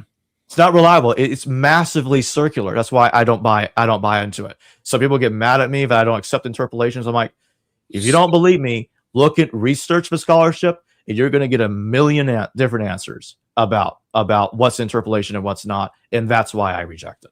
By the way, speaking of circularity, the Nina Livesey makes a great point when in her book about Paul's letters being forgeries. Yeah. She makes a really good point, is that the methodology that scholars have been relying on for the last 200 years to determine that there's 7 authentic epistles of Paul. Now, anyone who's watching this might not know might not understand that in the 13 epistles of Paul, or the total amount of Pauline epistles, 13. Yes. Only 7 of them, so about half of them, are scholars think are authentic, and that is because those other 6 that are not authentic have different grammar, different syntax. They're just written differently. They're like someone else wrote that. And now Christian apologists will say it was Paul's secretary, which is like just coping. It's just like it's not, you lose all logic when it comes to Occam's razor. You're done. You're not convincing. You're just reaching. Now, in fact, the co-authors make it worse, but continue. I'll save it for later. Yeah, but we're going to go even beyond that. The 7 authentic letters, the only reason why they're agreed to be authentic is because those 7 look like they are written by the same author. By most people think that. There are a few who think that. Some of them don't. But most people think that those 7 are authored by the same person. Therefore, it's Paul. Now, she says, but how do we know that those 7 are also not forgeries written by the same person who forged all 7? Exactly. It's circular reasoning. You determined this is how Paul writes, because these 7 are all written the same. So that's how Paul writes. So that those 6 are fake, but these 7 are real because that's how Paul writes. But how did you determine that's how Paul writes? You determine that's how Paul writes because the 7 agree, and the 7 agree because they're Paul, and Paul is real because of the 7, and the 7 is real because of Paul. It's circular reasoning. You cannot determine. We don't know whether it's a real letter. Another thing she pointed out is these are moral epistles, and this is a genre that was floating around in this time period. Seneca writes his own epistles. They're not real. They're meant to be published for everyone to read. There's even a forgery of Paul and Seneca. Yeah, they're exactly. There's actually a letter from Paul to Seneca, and vice versa. And we know those aren't real. So number one, we already know that there's forgeries. So why should we be skeptical of more forgeries when we already know there is forgeries? Imagine being in the court of law and I got caught lying to the judge. Are you going to take my word seriously ever again for the rest of the case? No. Everything I say now has to be up to scrutiny. But why aren't these 7 letters up to scrutiny? No one knows. And then you have the idea that these are moral epistles, clearly philosophical, clearly stoic, clearly have they're meant to be read in a church, and they are read in church. They're literally copied and sent to churches to be read out loud. That's not what a private letter looks like. Next, you have she points out that the Greek the second sophistic style of Paul's Greek is more likely to be 2nd century Greek than 1st century Greek. There are some examples of similar Greek in the 1st century, but the majority of 2nd sophistic style Greek is what you find like Lucian, for example. Let me just show them what I mean by this. 2nd sophistic. While you do that, pull up Nina's book. I put an image of her book here so everybody knows. I got it already. But yeah, I'll show that in a second. I got it right here. It's right here. So this is 2nd sophistic Greek, literally historical, referring to Greek writers who flourished from the reign of Nero. So we're talking late towards the end of the 1st century up until the 3rd century. And Paul's Greek just happens to be in line with 2nd sophistic style, with like Lucian and Philostratus and Dio and all these, Plutarch as well. And so that's another strike against these being authentic. Not only that, she points out that how Marcion was, and this is what you might disagree with, how Marcion was. This is part of Marcion's canon, which is another weird kind of like 2nd century thing that you would find. Marcion's mostly a 2nd century phenomena, early 2nd century. So he's the first person to come around with the New Testament. Anyways, there's a lot of reasons she gives, and I think they're strong reasons. So. Now, here's where things get interesting, is that she places Acts before Marcion. That's her book, everybody. I really recommend you get this book. Yeah. It's an amazing book. She makes several of the same points I made years before it came out, and others have made. It's a really good book. Go get it, because when you read this book, you're going to lose your confidence that these letters are genuine. You'll never think about Paul the same way ever again. Read that book. Really good points, dude. She makes really, really good points, dude. Read that book. And I also wanted to, if I can, I wanted to go to Philo real quick, because we were talking about the idea of a Messiah and how the Eucharist is tied to him. So everyone knows that Philo constantly talks about the firstborn Son of God. Now, if anyone doesn't know, this is before Philo lived in the 1st century BC, all the way up until the middle of the 1st century CE. So he's around from like 20 BC to like 50 AD. Right? And you can see he talks about the firstborn of God, huios theou, and he calls them a logos. So the translation, just to show people, there are if there be any unfit to be called son of God, let him press to take his place under the firstborn, God's firstborn, the word, or the tone logon, the logos, who holds the eldership among the angels, their ruler as it was, and many names are his. He's called the beginning. And that Greek is the word arche right here. That is a buzzword that you find in Platonist Stoic circles, the arche, the ruler, the beginning. That's so, okay, so you have that, but I also really wanted to show, but no one talks about this. I think I'm the only person who really talks about this. I'm writing a book, and this is a big chapter in my book, is in this chapter called On Dreams, he describes the Eucharist, dude. He describes the Eucharist. Not only does he describe the Eucharist, it's a replacement. It's a replacement for the temple, where you used to have to go to Yom Kippur and get salvation, get your sins forgiven through a ritual of a burnt offering and a scapegoat. Now Philo talks about we don't need that anymore. How does he explain that? This is what he says. He says this logos, tone logon, accusative, which one of Moses' company compared to a river, when he said, and see the flowing of water, right? There's a water motif. When he said in the Psalms, the river of God is full of water. When surely it were senseless to suppose that the words can properly refer to any of the rivers on earth. No, Philo says. No. It's not a river on earth. He's talking about the divine logos. Talk about theon logon right here. Talk about the divine logos, the Son of God that we just heard about.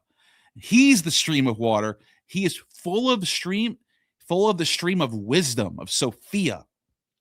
And he says, with no part of it empty or devoid of itself, as it has been called, filled through and through with the influx and lifted up on high by the constant, never failing outflow from the perennial fountain. And there is another psalm which runs thus: the strong current of the river makes glad the city of God. This is where I'm getting into the replacement of the temple. What city? For the existing holy city, where the sacred temple also is, does not stand in the neighborhood of rivers any more than of the sea. Thus, it is clear that he writes to show us allegorically. He's not physical, not really it's not really Jerusalem. It's an allegory, he's saying. And allegorically something different from the obvious. It is perfectly true that the impetuous rush of the divine word, the divine logos, borne along swiftly and ceaselessly with the strong, ordered current, does overflow and gladden the whole universe, cosmos, right? The whole universe through and through. For God's city is the name, in one sense, for the world. He's talking about, it's not even about Jerusalem, it's about the whole world. You can see the universalism here, right? Which has received the whole bowl. And this actually word right here can mean cup too. Cup, bowl, crater, something to hold something in, right? That's what it means. So you can say, you got cratera, ton cratera tu theu tomatos. And wherein the divine draught is mixed. So this is talking about the divine draught, the cup. I hate this translation, dude. It's almost like this is like someone went out of their way to make it sound less like a Eucharist. Because think about this. Their divine draught is mixed and feasted thereon and exaltedly taken for its possession the gladness which remains for all time, never to be removed or quenched. It's like eternal salvation from this divine draught. In another sense, he uses this name for the soul of the sage, in which God is said to walk as in the city. For I will walk in you, he says, and I will be your God. And when the happy soul holds out the sacred goblet, weird translation. Look, there's not even a space between sacred and goblet. Weird. And then look at this right here. Yerus kuathus. That's the same word that you would use for the cup of Dionysus, by the way. Did you know that? It's a wine. It's literally a wine cup. Let me show you what I'm talking about right now. So that word right there, kuathos, watch this. He's talking about this right here. Wine mixer. Isn't that crazy? So Philo literally says he uses a specific word used for mixing wine in as a graceful shape resembling a teacup. The terracotta kuathos was used as a ladle for dipping diluted wine from a wine mixer. So you would go in, and that's why it uses the bowl before that. So you're going in with your kuathos and you're dipping it in, and you're drinking from the cup of God Himself through His logos. All right, now let's go back to the text, because it's hard if you read the translation, you're not going to catch it. You got to know what these words are. So then he says, happy souls who holds out the sacred goblet, and it's Yerus kuathus, and it says of true gladness, but the word, capital W, right? The word, the logos, the noun is a noun person. The cupbearer, there's that tomatos again, of God, the cupkos of God, and master of the feast, kind of reminds me of what I read in Qumran, right? That Qumran thing, who is also none other than the drought which he pours. Let me ask you, what do you think that means right there? The drought that which he pours, it kind of reminds me. I don't know if this answers your question, but it kind of reminds me of when Jesus told his followers that my body is bread and my blood is wine. That's what I'm trying to get at. Yeah. He is none other than the drought which he pours. He is the drought. He is the wine. He is the bread. Philo literally explains this. He says, the word, the logos, who is the cupbearer, holds out the sacred goblet, but he is none other than the drought which he pours. He is the drink. You're drinking God. You're literally drinking God. Now watch this. It gets even more clearer in this last sentence. His own self, free from all dilution, the delight, the sweetening, the exhilaration, the merriment, the ambrosian drug.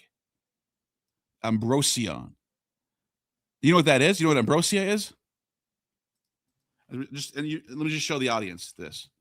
Ambrosia is literally, I'm not kidding. This is so proto-Christianity. There's nothing you can tell me to convince me that this is nothing. The Christianity is not coming from this.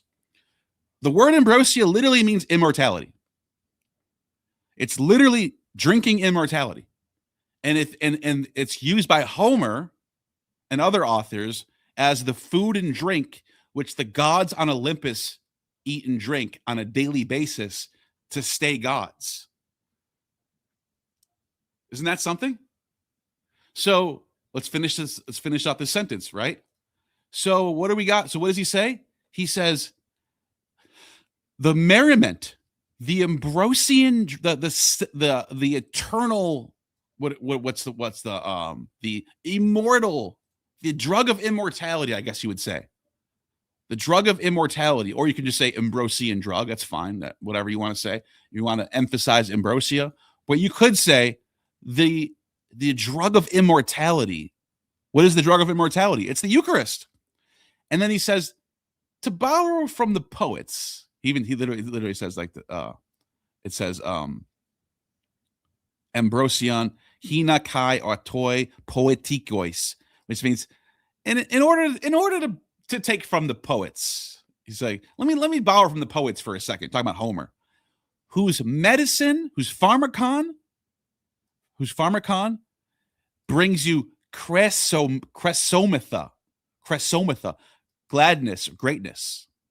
So what did we just hear? What was that? There's a long passage. I hope I didn't bore anybody. I hope I was reading it in a way that was exciting, because what we just heard from Philo is that Philo is saying that Jerusalem is going to be replaced by a Son of God figure who's called the Logos, or Word of God, as in John, and he will give you a cup of immortality.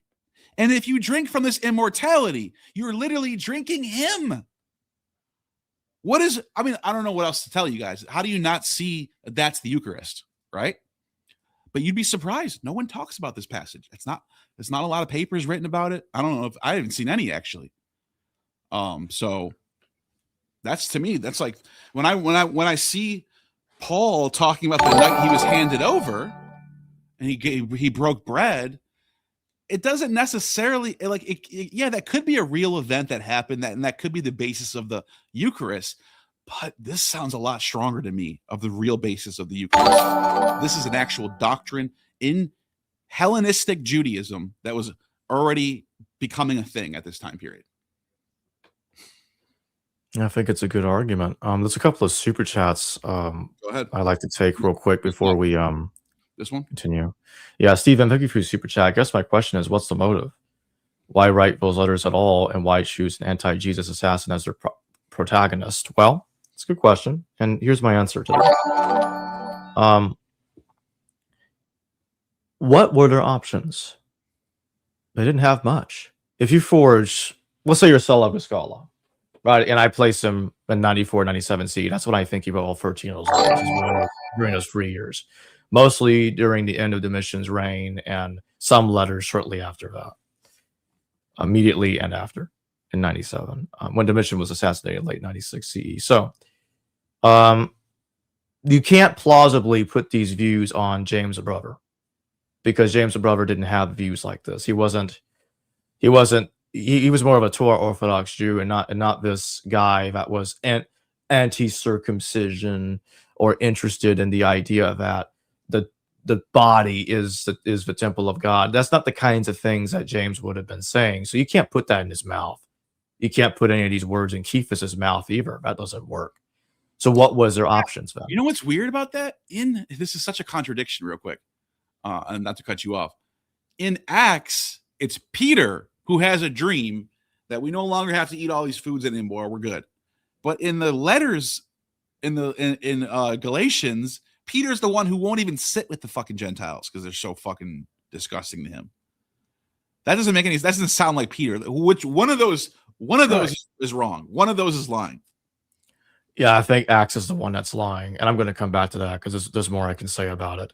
With the whole Aretas business, which is another BCE to CE fiasco that you were talking about with Cascala, and we'll come back to that in a second. But Paul was I think was basically their only real option because that I can think of, because again they can't put these views on James, they can't put these views on Peter, Cephas, or other individuals. And the reason why I put it that way is because there are some that even debate if Cephas and Peter are the same person, but I'm not going to get into that. That's a mess.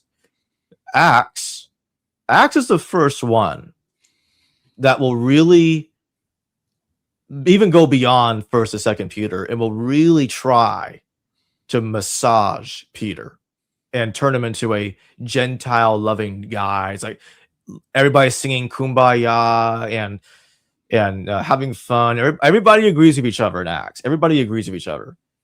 It's everything. Everybody's on board and got it all figured out. Whereas in the epistles, it's just utterly chaos, left and right, left and right. And so the epistles, in my view, are already trying to downplay how aggressive the historical Paul was to the Nazarenes. Because the original Paul, he was a killer. He was an assassin. He was like, he's not arguing with nobody. He's just going out there killing. Whereas the guy of the epistles is doing the exact opposite. It's like, oh, I was a persecutor. It doesn't explain what it means by he was a persecutor. And he just wants to argue and change people's minds. Yeah, I can get heated, but I'm just a theologian. I'm a preacher over here trying to change people's minds. But in Acts, it's not even that anymore. Oh, we're all in agreement. It's a party. Let's have a party, guys. Everybody's in agreement. So you see a progression where violence is removed. Now it's arguments, and then everybody's in agreement. The only exception to this is the death of Stephen. Stephen is killed in Acts, and it says that Saul approved of his death, which sounds just like what happened to James. In fact, I'm convinced that the Stephen story is just a ripoff of what happened to James, because they have that element in common. Saul approves of the death. That's in common between Book 1 and Recognitions and Acts. And the reason Acts changed it, I think, is a simple one. You don't want Paul trying to kill James, the brother of Jesus. That contradicts what Acts is trying to do. It will even undo what Galatians has done. You can't do that. So to say, actually, it was the Stephanas in 1 Corinthians. That's the guy that got killed. Greetings to the household of Stephanas in 1 Corinthians. That's the Stephen that gets killed. That's the guy that gets killed, not James. We can't have that. So they took somebody else, a totally different dude, and they pretended that was a guy that Saul was involved in killing. It wasn't about James. And so that's how Acts gets around that problem. And by the way, just to be clear, I think Acts was borrowing from Zacchaeus' letter that talked about the attack on James and Abdias of Babylon to get the rest of the information about James being killed. Now, here's what's interesting. Acts changes the manner of how the person in question is killed. Instead of being killed with a fuller's club in the late 30s, he's killed by stoning, which is the way that James, the so-called brother of Jesus, and Josephus dies. He gets killed by stoning. The apocalypses of James, which mention the same James that Josephus is talking about, those two texts actually tell you that James isn't even Jesus' real brother. He's a spiritual brother, and that Theuda was his father, and it says that James was stoned to death by the Jewish authorities. New Testament scholar John Painter makes a connection between how the apocalypses portray James's death with how Josephus portrays the so-called brother of Jesus' death. It's the same death. It's the same situation. And so that's another piece of evidence that I use to argue that the James that Josephus was talking about wasn't Jesus's brother, despite what he says. And no, I do not argue it's an interpolation, because that would be hypocritical and that goes against my principles. We don't have any script evidence that the James passage is interpolation.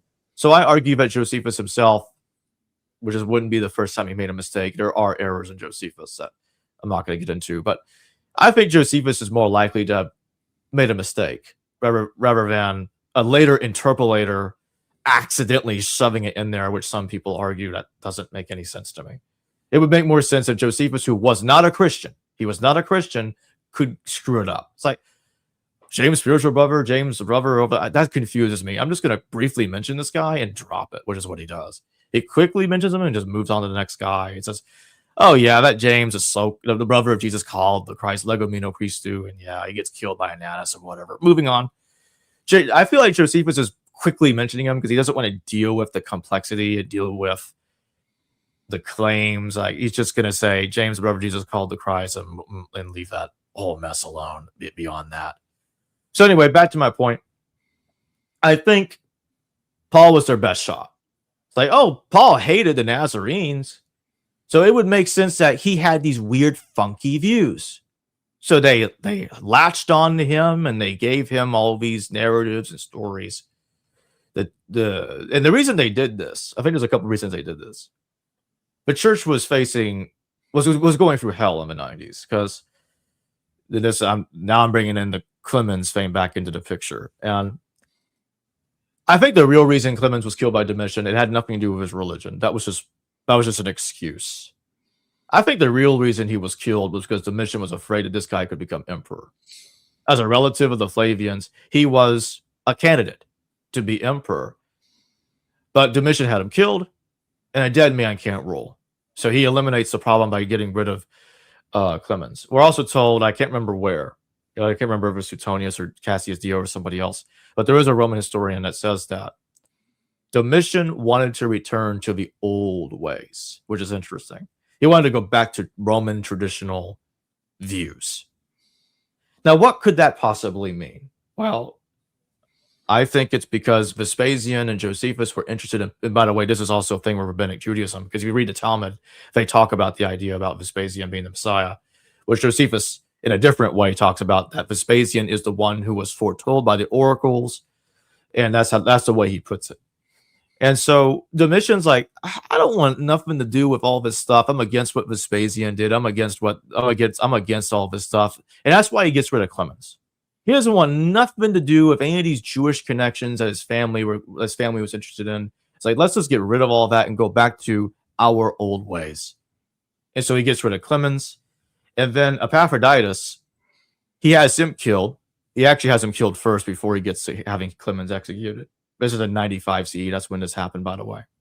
Epaphroditus is killed first. And the reason he chose for him to be killed is Epaphroditus was involved in Nero, helping Nero commit suicide. I'm like, really? You're going to have him killed like 30 years later for that? Like 28 years later? That's just another excuse. It's not a coincidence that he wants him dead and he wants Clemens dead in the same year. He's just trying to find excuses and to get it done. But in reality, he's trying to clean house from his point of view so he can restore things back to the way he thinks that they should be. And the Christians are not the primary target, but they are caught in the middle of the persecution because of Clemens.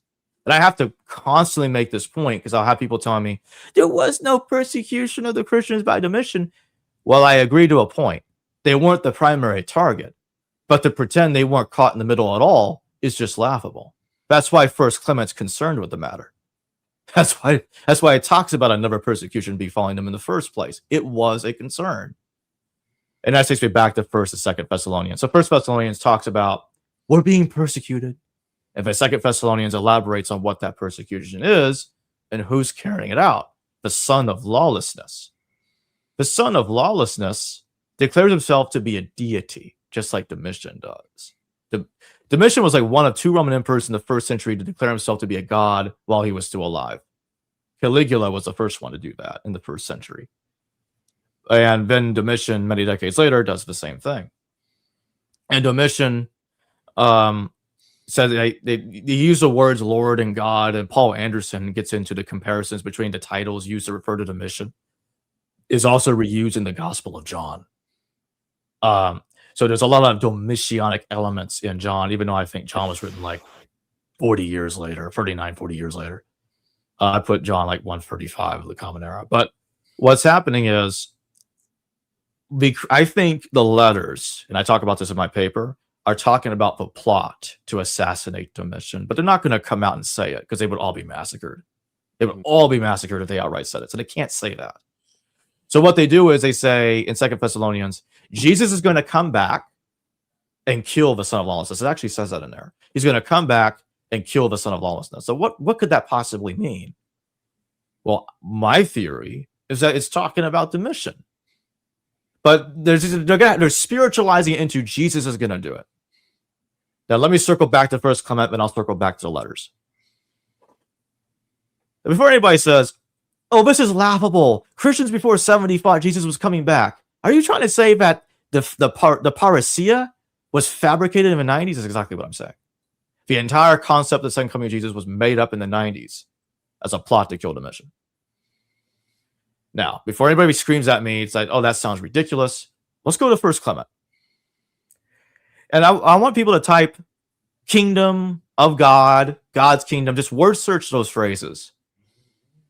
You know what you'll see? Or I should say what you won't see. There's not a single time that Clement ever says in that long letter that Jesus is coming back.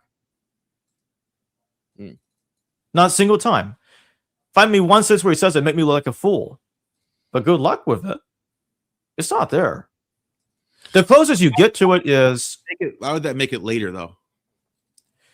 Well, I'll tell you why. So let's talk about the fact that Clement talks about a letter by Paul. Scholars think that letter by Paul is 1 Corinthians. That's the standard view.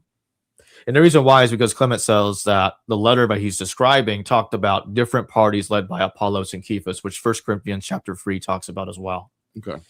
So that's why the standard view thinks that. I understand it, but we got a problem because 1 Corinthians is all about talking about the parousia, just like 1st and 2nd Thessalonians. It talks about that. It's one of the 3 major letters that talks about the parousia.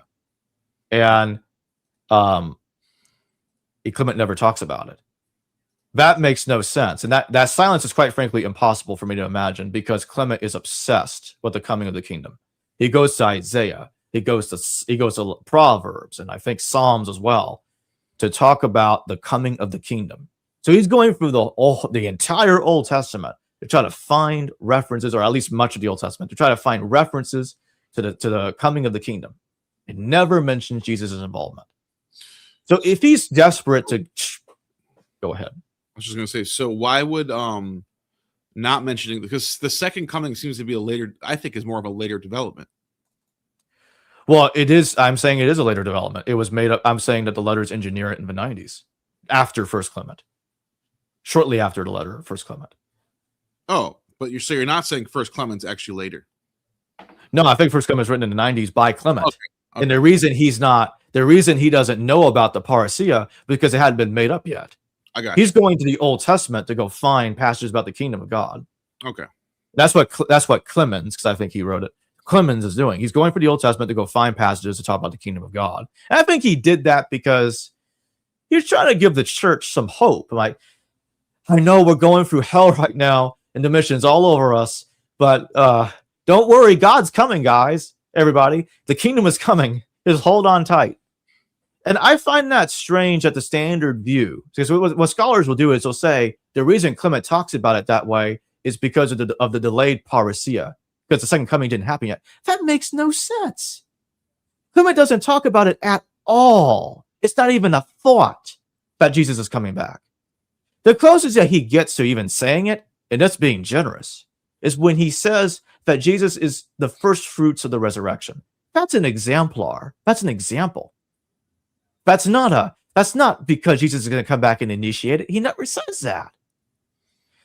What Clement says is that God is using other forces to usher in the kingdom, not Jesus. So he's going to things like Daniel and elsewhere to talk about some other person, some other entity that will be the mechanism to bring about the kingdom of God on earth, not Jesus. Mhm. Now, shortly after First Clement was written, I put First Clement in 93, so just about a year, barely, maybe a year before First Thessalonians was written. And then Saul of Giscala and his co-authors, his buddies, Timothy, Silas, Sosthenes, and Tertius. Some of you may have heard me say Sophanes. I was mispronouncing Sosthenes, the co-author of 1 Corinthians. Anyway, that being said, these people were talking about, I think they were talking about the agenda to assassinate Domitian. And what was happening is, again, like I said earlier, they can't outright say it because that would be stupid. They would all be massacred. And I think Domitian already suspected it as it is. Saul of Giscala was imprisoned. Read Ephesians. Read, because again, I'm saying Saul of Giscala is canonical Paul, but the dude calling himself Paul in these letters, just to be clear. Look at Colossians, look at Ephesians, Philippians, Philemon. What's happening is you got these people being imprisoned. You got Timothy's in prison, Saul's in prison, Epaphroditus, aka Epaphras, is being imprisoned. They're all being these people are being imprisoned left and right. And then they're released. I can't remember which letter, Philippians or Philemon, one of them. I can't remember. But one of those letters has Saul of Giscala, aka canonical Paul, mentioning, "Hey, I'm going to be released soon." But Christians are like, "No, he's about to get his head cut off by Nero." Now let me pivot on that. I've got something to show all of you. I know where the story of Paul stuff under Nero came from. I'm going to show y'all where this came from. I mean, you're going to love this. Okay. It's from Josephus. It's a total plagiarism of Josephus. Massive plagiarism of Josephus. By who? Lucius Carinus, the author of the Acts of Paul. The story that the man who gave us the death under Nero by Paul. Can you take the super chat off the screen real quick? Oh yeah, my bad. We'll go back to it in a second. But thank you for that super chat, John Andrew McDonald. I'll come back to you. Wars of the Jews. 2. There's a book 2, verses 556 to 584. So here's what he says. After this calamity had befallen Cestius, many of the most eminent of the Jews swam away from the city as from a ship when it was going to sink. You see that? See that sinking ship metaphor? Well, I'm going to come back to that. Wait. Which part are you talking about? The first bullet, the second bullet point, when the first paragraph. After this calamity had befallen Cestius, many of the most eminent of the Jews swam away from the city as from a ship when it was going to sink. You see that? Using a sinking ship metaphor. I'll tell you why that's important in a moment. What do you mean by metaphor, though? What's the metaphor? It's a metaphor for the city is being destroyed. Many of the eminent of the Jews swam away from the city as from a ship when it was going to sink. Right. Then Costobarus, therefore, and Saul, who were brethren together with Philip, the son of Jasimus, who was the commander of King Agrippa's forces, ran away from the city and went to Cestius. But then how Antipas, who had been besieged with them in the king's palace, but would not fly away with them, was afterwards slain by the seditious, we shall relate hereafter. However, Cestius sent Saul and his friends at their own desire to Achaia, to Nero, to inform him of the great distress they were in, and to lay the blame of their kindling the war upon Florus, so hoping to alleviate his own danger by provoking his indignation against Florus. So here's what's going on. This is a very dangerous thing that these two guys are doing, these two brothers, Saulus and Costobarus. Saulus and Costobarus are both going to Nero to blame the whole war on Governor Florus. By the way, we never see those two again, chronologically. After Josephus mentions this, they're gone. This is in 66 CE, by the way, when the war was starting. And look at the next passage. In the meantime, the people of Damascus, you see where I'm going with this? So Damascus shows up in the immediate paragraph following this. And it goes on and says, when they were informed of the destruction of the Romans, set about the slaughter of those Jews that were among them. And as they had them already cooped up together in the place of public exercises, which they had done out of the suspicion that they had of them. So their appearance before Nero, they were probably killed by him, or another thing that I'm thinking about that could be possible is maybe they were killed by maybe they were killed by Jews that figured out they were working with the Romans. I don't know. But either way, this is the basis for Lucius Carinus to make up that story about Paul getting killed by Nero. Where's by the way, where's that part? Go to that one now. Let me see what it looks like. At the Acts of Paul. Yeah.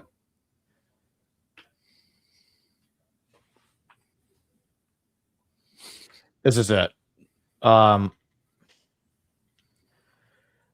So, and among those, let me start over. And among many others, Paul also brought bound unto whom all his fellow prisoners gave heed. So that Caesar perceived that he was over the camp, and he said to him, though thou art the great king's man, but my prisoner, how thoughtest thou well to come by stealth into the government of the Romans, and levy soldiers out of my province? But Paul, filled with the Holy Ghost, said before them all, Caesar, not only out of thy province do we levy soldiers, but out of the whole world. So hath it been ordained unto us that no man should be refused who wisheth to serve my king, and if it like thee also to serve him. It is not wealth, nor the splendor that is now in this life, that we shall save thee. But if thou submit and entreat him, thou shalt be saved. For in one day he shall fight against the world with fire. And when Caesar heard that, he commanded all the prisoners to be burned with fire, but Paul to be beheaded after the law of the Romans. Okay, so what does that have to do with Josephus? I think so. In my hypothesis, Lucius Carinus took the story of Saulus's and Gustavus's appearances before Nero to create the story of Paul being killed by Nero. I think he's conflating that guy and Josephus. So I'm not claiming that Saulus was Paul. He's not Paul. He's a different person. But this text is pretending that's Paul and saying, yeah, but he doesn't behead Saul in the other one. No, he doesn't. He's embellishing. He's embellishing the story and saying, because Clement, like remember, First Clement contradicts this completely. First Clement says that envious men killed Paul. He doesn't say Romans did it. He doesn't say the Roman emperor had him beheaded. That's not how Clement portrays Paul's death. And see the scholarship on. I'm just talking about these two texts right here. I don't really see. I don't know. I'm just trying to see what the similarities are. Didn't you say there was some sort of ship sinking metaphor or something? Yes. Let me go back. It's at the first sentence of the first paragraph. After this calamity had befallen. Where is that in the other one? Oh, there isn't in the other one. I didn't say there was in the other one. I was just talking about Josephus for that. I didn't say there was in the other one. So what is this metaphor? I don't understand. What's the point of the metaphor then? Because I also see a similarity with 2 Corinthians. In 2 Corinthians, Paul is portrayed as going through shipwreck 3 times. And in Acts, he goes through 1 shipwreck. So I also think that not just Lucius Carinus, but even before him, there was already a literary conflation going on here with this text and the historical Paul. And I also think that this is the origin of the whole Damascus scene in 2 Corinthians 11 and in Acts. Now, that gets me back to Aretas. Okay, I didn't talk about that yet. Aretas is mentioned by Josephus. And by the way, I'm not going to read this because this is like way too long. If I go back, this is it right here. This is the passage for anybody who wants to go find it and read it later. But in this paragraph, in the Antiquities, Josephus tells us that King Aretas III gained control of Damascus in the 70s BCE, something like that, 70s, 60s BCE. I think it's 70s. This is 100 years before Paul's day. We have no evidence that King Aretas IV ever controlled Damascus. Nina Livesey also makes this point in her book, that King Aretas IV does not control Damascus. That's another scholar I cite in my paper on this, aside from Nina, is Avraham Negev. Avraham Negev, I think he was an archaeologist. He did a lot of work on Parthia and Persian history, something like that. But now he had a whole book on Nabatean history. I think that's what it was. And he says there is no evidence. I'm paraphrasing, but he's trying to tell you there's no archaeological evidence supporting that King Aretas IV controlled Damascus. And so there is no evidence to explain a Nabatean ruler of Damascus. That's what he's saying. And so this is a problem because New Testament scholars, they only believe that King Aretas IV controlled Damascus because 2 Corinthians says so. That's the only evidence they have. There is no other evidence. Scholars are aware this is a problem, and they have spent a lot of time trying to fix this. They can't fix it. Acts gets rid of Aretas, by the way. Aretas never shows up one time in Acts. Well, I wonder why. Because Luke is trying to correct a historical error in 2 Corinthians. So in Luke, what happens? Paul flees from Jews. Does that remind you of somebody? Like the guy in Josephus, Saulus? He fled when the Jewish war started. He was fleeing from Jews. Just like in Acts. So 2 Corinthians, it's making a claim that is patently false, that Paul fled from Aretas. It has never happened. This did not occur.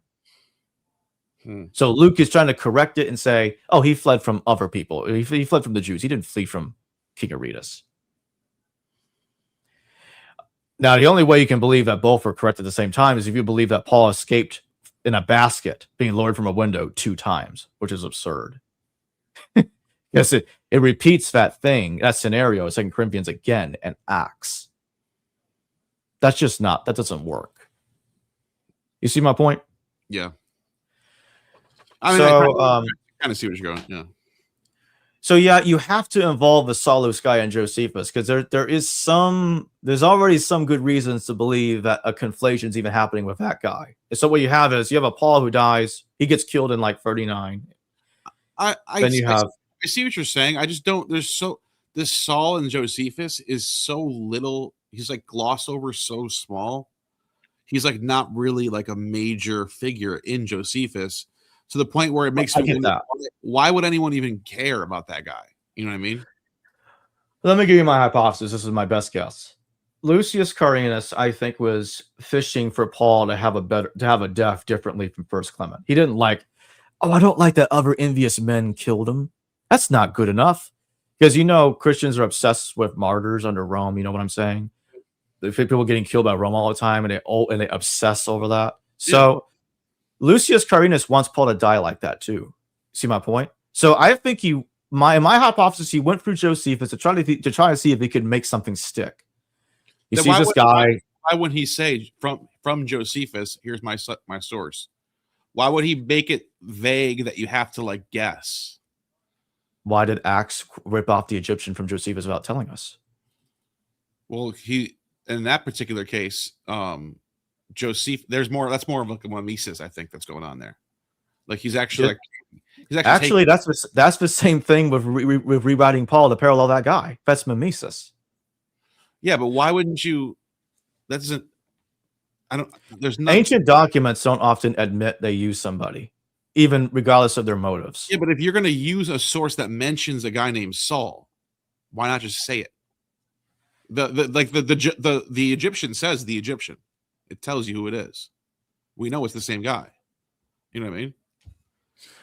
Well, the other thing is, I think one other reason why is that Lucius Carinus didn't want Paul to die and to get killed in Achaia, because Saulus's last shows up alive in Achaia, regardless if he dies from Nero's hand or not. He's last seen alive and heard from in Achaia in Josephus's text. Lucius wants Paul to die in Rome and to get beheaded in Rome.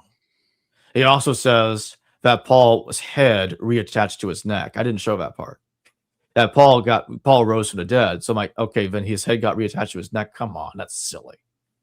But he actually says that he gets resurrected from the dead. So I may not know all the reasons that was going through his mind. I can't know about why he used that guy to make up the story of Paul's death under Nero. Let's do this. What are the bullet points that they have in common? He fled. Is that it? He fled. They were both called Saul. They were both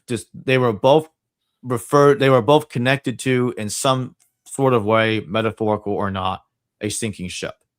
both were mentioned around the same point that both were mentioned around the same point that there was chaos in Damascus, which was the paragraph that followed immediately after. That's it. Maybe it's not much, but it's the best I got. Yeah, the best I got. Get it. That's fine. I admit it's not much. It's the best I got. No, I see what you're doing. That makes sense.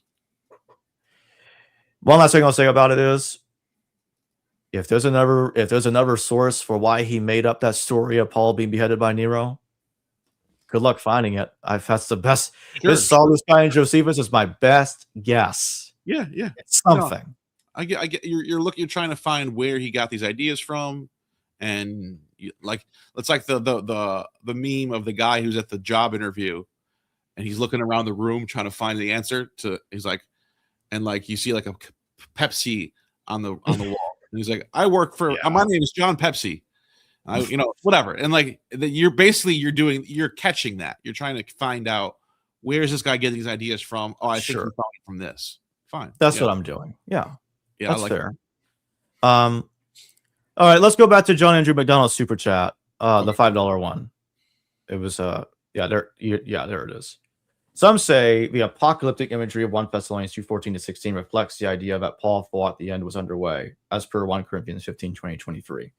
Well, in a way, I kind of agree, because that's because this is happening during the Domitianic persecution. It's immediate.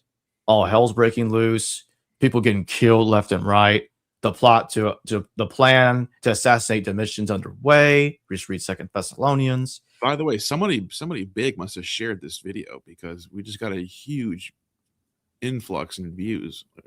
Really? Do we know who it was? I don't know, but all of a sudden there's like 1,000 people watching. There was only like 300 for the whole time. Wow, cool. Yeah, hello everybody. Subscribe. Yeah. Yes. Subscribe. And if anybody wants to subscribe to my channel, it's called History Valley, by the way. So, yeah, like I said, John, and thank you for the super chat again. Yeah, I think that this is all about the 90s. I don't believe that anybody believed that Jesus was going to come back before 70. Like, I don't think that was actually real. Now, the letters try to make it look that way, especially the Gospels. The Gospels try to make it look that way. But I think it was created in the 90s, just shortly after First Clement was offered, because for a few reasons. The most important reason is the plot to bring down Domitian, but also to give the church hope. It's not just the kingdom of God that First Clement was talking about. It's not just what Titus Fabius Clemens is talking about, that the kingdom is coming. It's not just the kingdom. Jesus is coming back. He's going to defeat that evil son of lawlessness. He's going to resurrect the dead. He's going to make us the only religion in the whole planet. We're going to be big and powerful. We're going to have it all. Just wait. And then after Domitian is killed, the tone totally shifts in the pastorals. Because in 1 Thessalonians, like, don't get married. It's coming. It's coming. It's immediate. But in the pastorals, like, yeah, never mind. It's over now. The chaos is over. Let's have some fun. Let's get some bishops out there. Let's spread the word. Let's get it done. I thought you said let's get some bitches. Let's get some bishops out there. No. Okay, I can see how that might sound like that fast, but that's not what clips that. That's my, I'm just kidding. No, that's not what I said. But the pastorals, I think they were written in 97 by Saul of Giscala. And I think what's happening is, let's look at what happened in 96, 97. Emperor Nerva becomes the successor to Emperor Domitian. Nerva becomes emperor, takes over Domitian's place. And what does Nerva do? He orders the release of those whom are still alive, suffering imprisonment at the hands of Domitian. That's what happens. That actually makes sense with the prison letters. Perfectly. That makes sense with the pastoral epistles. Because if you look at 2 Timothy says, I greet Onesiphorus, whom visited me in my chain. Who visited me in my chain?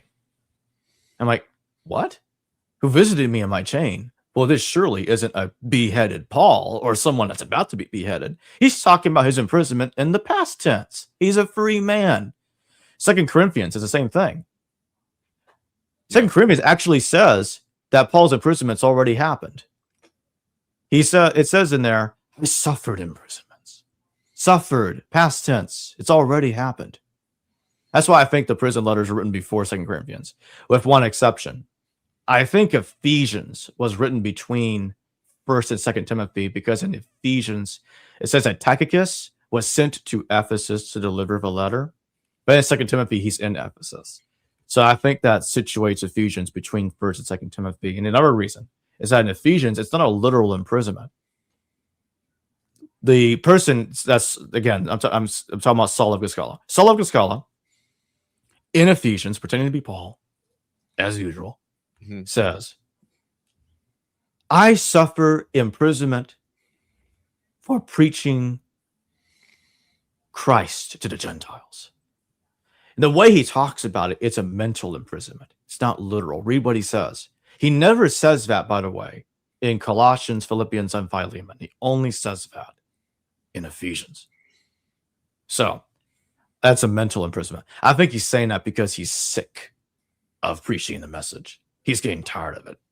He wants out.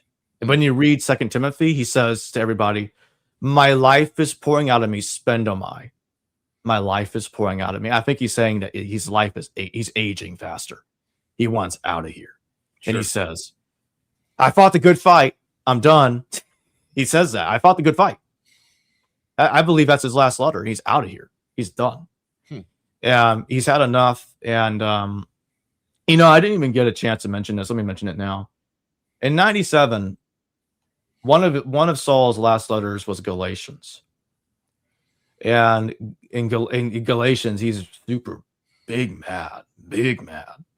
He's saying like all my work's being undone. The Galatians have forsook me. And it's like, what is he talking about? What's happening in Galatians? Like, the way he talks about it is like they were succumbing to Torah orthodoxy. And Epiphanius in his Panarion says something very strange. He claims that the Galatian fiasco was caused by the heretic Corinthus, the author of the Gospel of the Ebionites. I'm like, whoa. Corinthus is always in the center of all this shit, that guy. But here's the problem, Neil. I'm sure you can tell where this is going. Make that make sense with the 50s. It doesn't. Irenaeus says that John confronted Corinthus in Ephesus in 97. That's what I'm saying, because he's not even around then. I'm looking at he's living in the end of the first century. I mean, yeah, that's a problem. Yeah, that is a problem. That's a good point. And by the way, that actually, right? You know that fits Saul of Giscala, right? You know that fits what Jerome's saying. That matches his chronology. Wait, pull up this PowerPoint. Wait a minute, this is the wrong one. Hold on. But I'm trying to find the passage. Everyone doesn't know who this is. This is one of the main heretics. One of the arch heretics of quote unquote the early church or the Gnostics, like whatever. I guess he was one of the students of Simon Magus, something like that. I think that's what they say. And then he claims he was a student of John. Right. Early tradition describes as a. I got it. Pull it up. Which probably is these people didn't think they were heretics. They thought they were orthodoxy. Go ahead and pull the super chat down.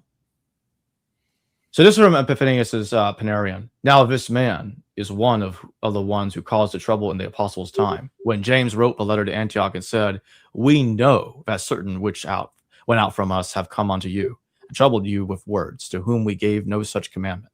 He is also one of those who opposed St. Peter, because he had gone to St. Cornelius, when Cornelius had been vouchsafed in a vision of an angel, and had sent for Peter. And Peter was dubious, and saw the vision of the sheet and the things that were in it, and was told by the Lord to call nothing common or unclean. And so Corinthus stirred the circumcised multitudes.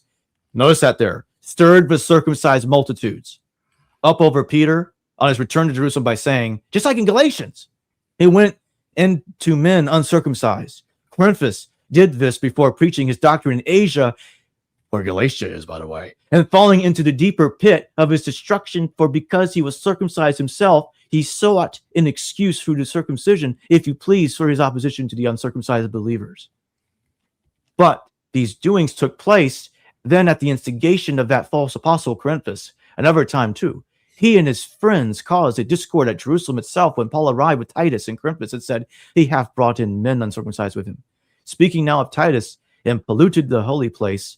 And so Paul says, but neither Titus, who was with me, being a Greek, was compelled to be circumcised, but because of the false brethren unawares brought in, who came and privily to spy out our liberty, which we have in Christ, to whom we gave place by subjection, not even temporarily, and he used to command the uncircumcised, be not circumcised. For if ye be circumcised, Christ shall profit you nothing.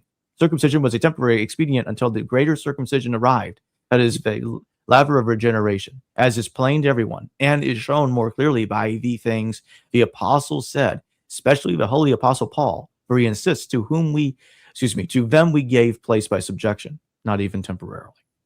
Yeah. What was that? That I forgot why you bring that up again. What were you saying about that?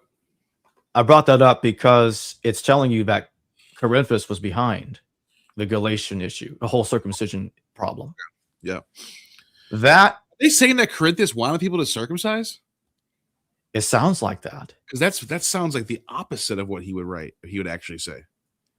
Yeah, Corinthus is linked to the authorship of the Gospel of the Ebionites. So I actually think Corinthus was. Maybe he was then. I think he was.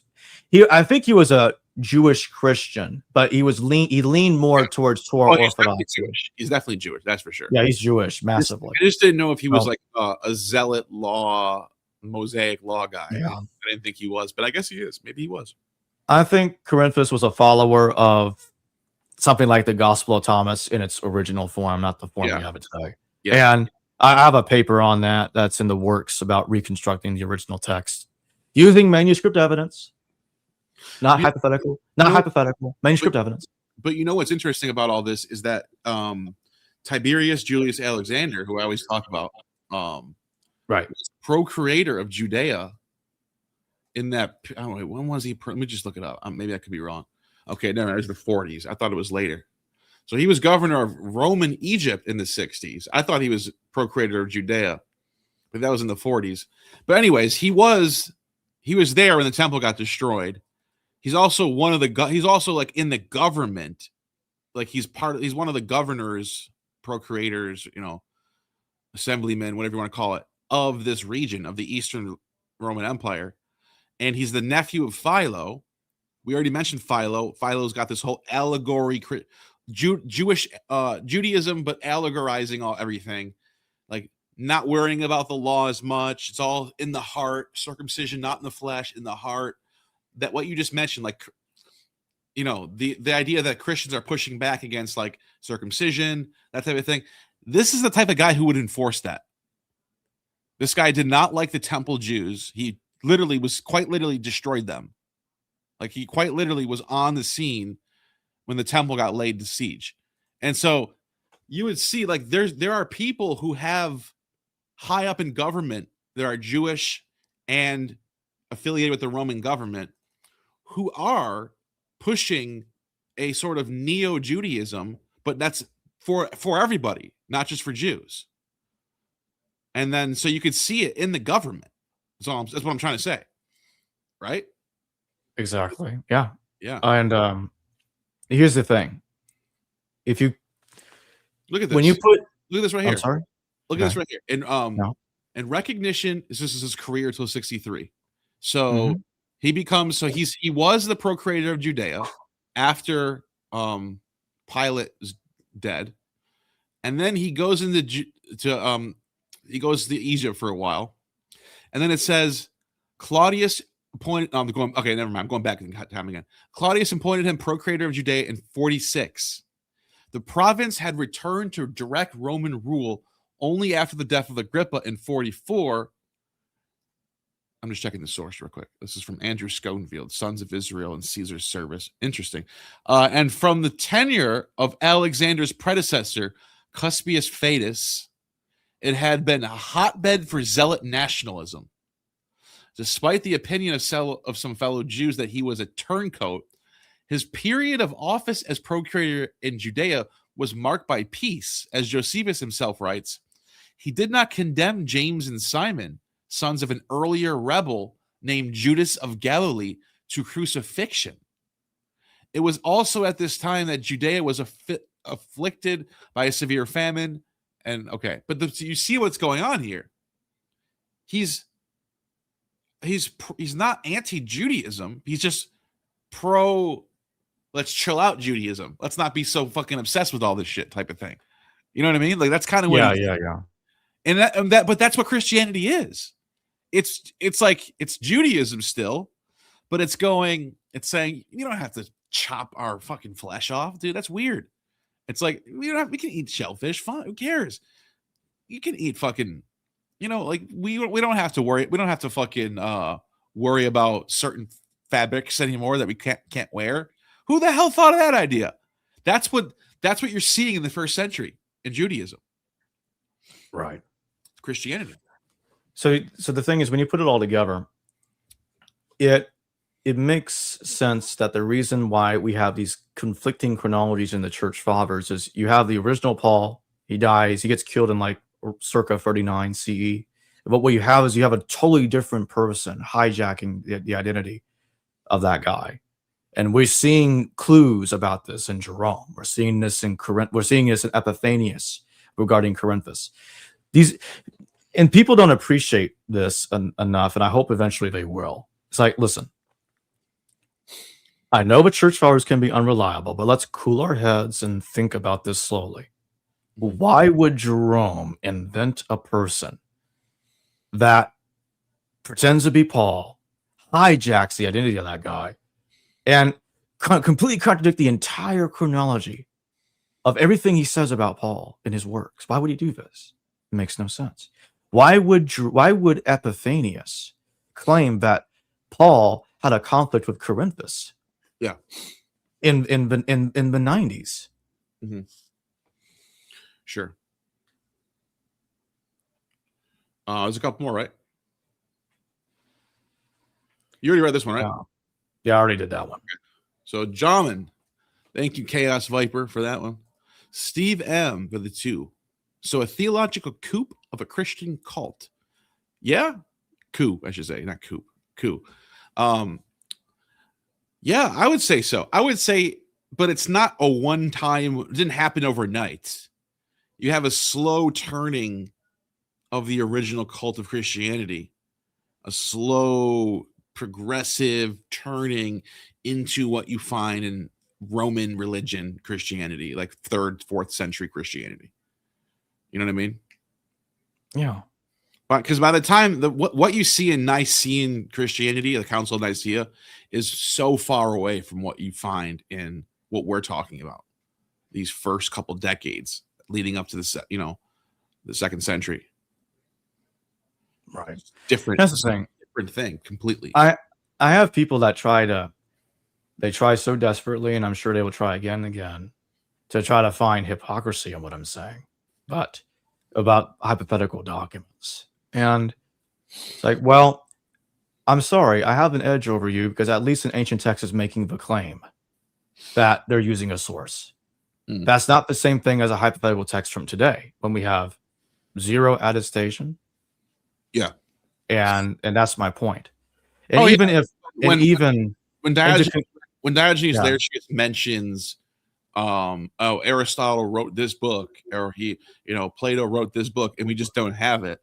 At least at least somebody's saying it existed. We're not just making it up out of thin air. Exactly. And even if one doesn't accept the things that I'm saying about James, the evidence that the epistles are after 70, and I went over a lot of that tonight, is overwhelming for a lot of reasons. Mm-hmm. And not all of these arguments have to be true to see the bigger picture that Paul did not write these canonical letters. Somebody else did. Yeah. What this one right here says, thank you, Aid Zawadi. Paul and Josephus forged in medieval scriptoriums support each other with similar events, even crossing paths and staying in the same places for many years, yet never mention each other. Yeah. Yeah, I see the letters plagiarizing Josephus. I didn't get into that tonight, but I kind of did a little bit, but there's several similarities between Paul's letters and Josephus, but that's a long story. But I'll give one example. I'll give an example. You know, in Galatians where it talks about Paul going to Jerusalem 3 years later, even 14 years after that, he goes there again, and he took Titus with him. Well, that we actually see that story happen in Josephus, literally.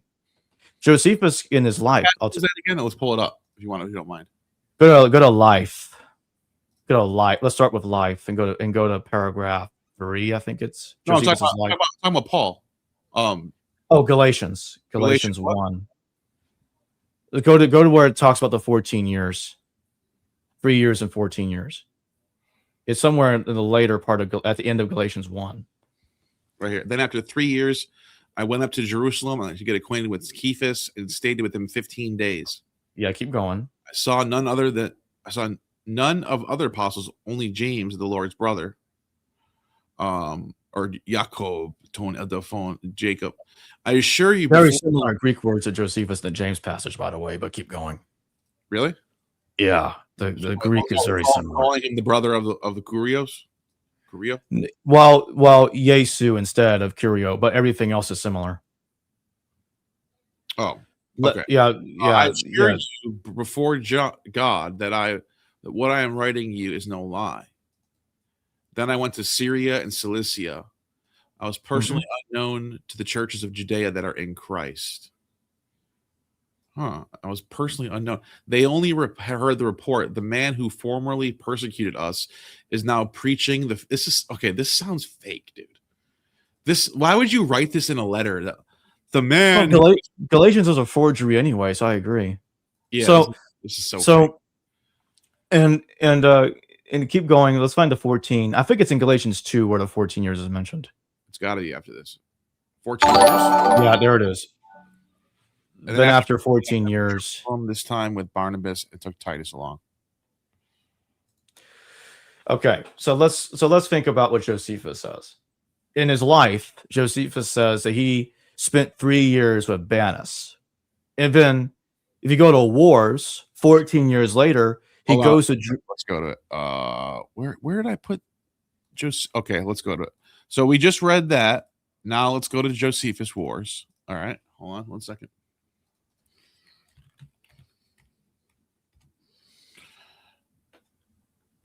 And then which passages? Oh, I'm already logged out. That was fast. Life 3. Life? Yeah, it says life. Well, there's going to be a billion. It's going to what book is it? It's going to say that a million times. Vita. His autobiography. Vita. Oh, it's not. Is it in book 1? Like which one is it? It's not. It's its own book. It's life. Oh, I see. Life of Josephus right here. Okay. Yeah, click on that. Go to 3, life 3. Scroll down to no, just scroll down. Oh. Actually, right here? Yeah, okay. I think this is where Banus is mentioned. What's his name? Banus, Banus. Doesn't mention him. He's in there. I don't know why he's not. How do you spell it? I promise you. Banus. I promise you he's there. Are you sure it's how you spell his name? Yeah, Banus. Or Bano, maybe? Bano? No, I promise you it's Banus. Different version. At least in the translation that I read. Well, look, it's not coming up. That's weird. I don't know why it wouldn't be. Hold on. You know what I can do? I can look up how do you spell his Greek name? I could do It probably is with an omicron, banos in the Greek.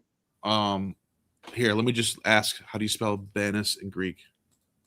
Why is this thing frozen? All right, here we go. Banis in Greek.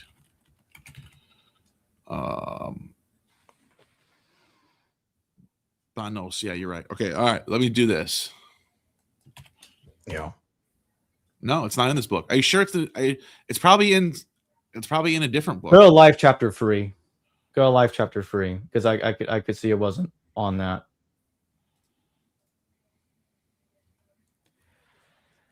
There it is. Yeah, there it is. Where? Oh, it puts another N there. BANNUS. Oh, okay. I don't know why I did that. But anyway. Well, it's got two N's in the Greek, so that's why. Okay, good point.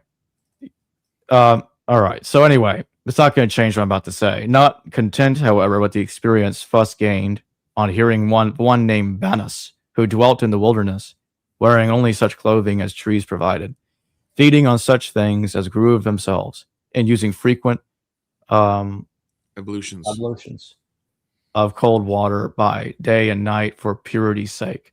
I became his devoted disciple. With him I lived for 3 years, and having accomplished my purpose, returned to the city. So, by the way, this is from the years 53 to 56. He's like a John the Baptist figure, this Banis guy.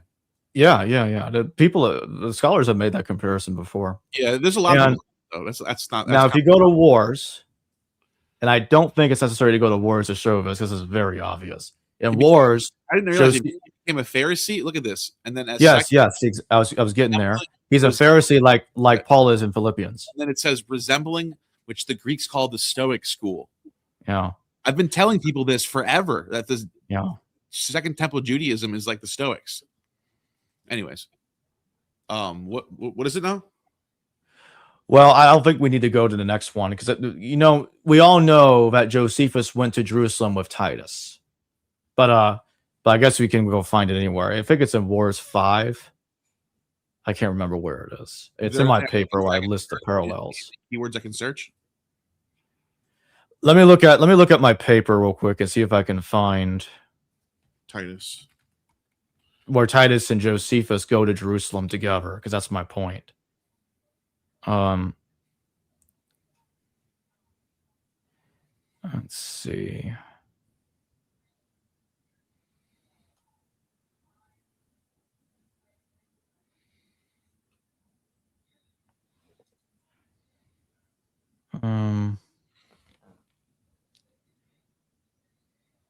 Try Wars 654.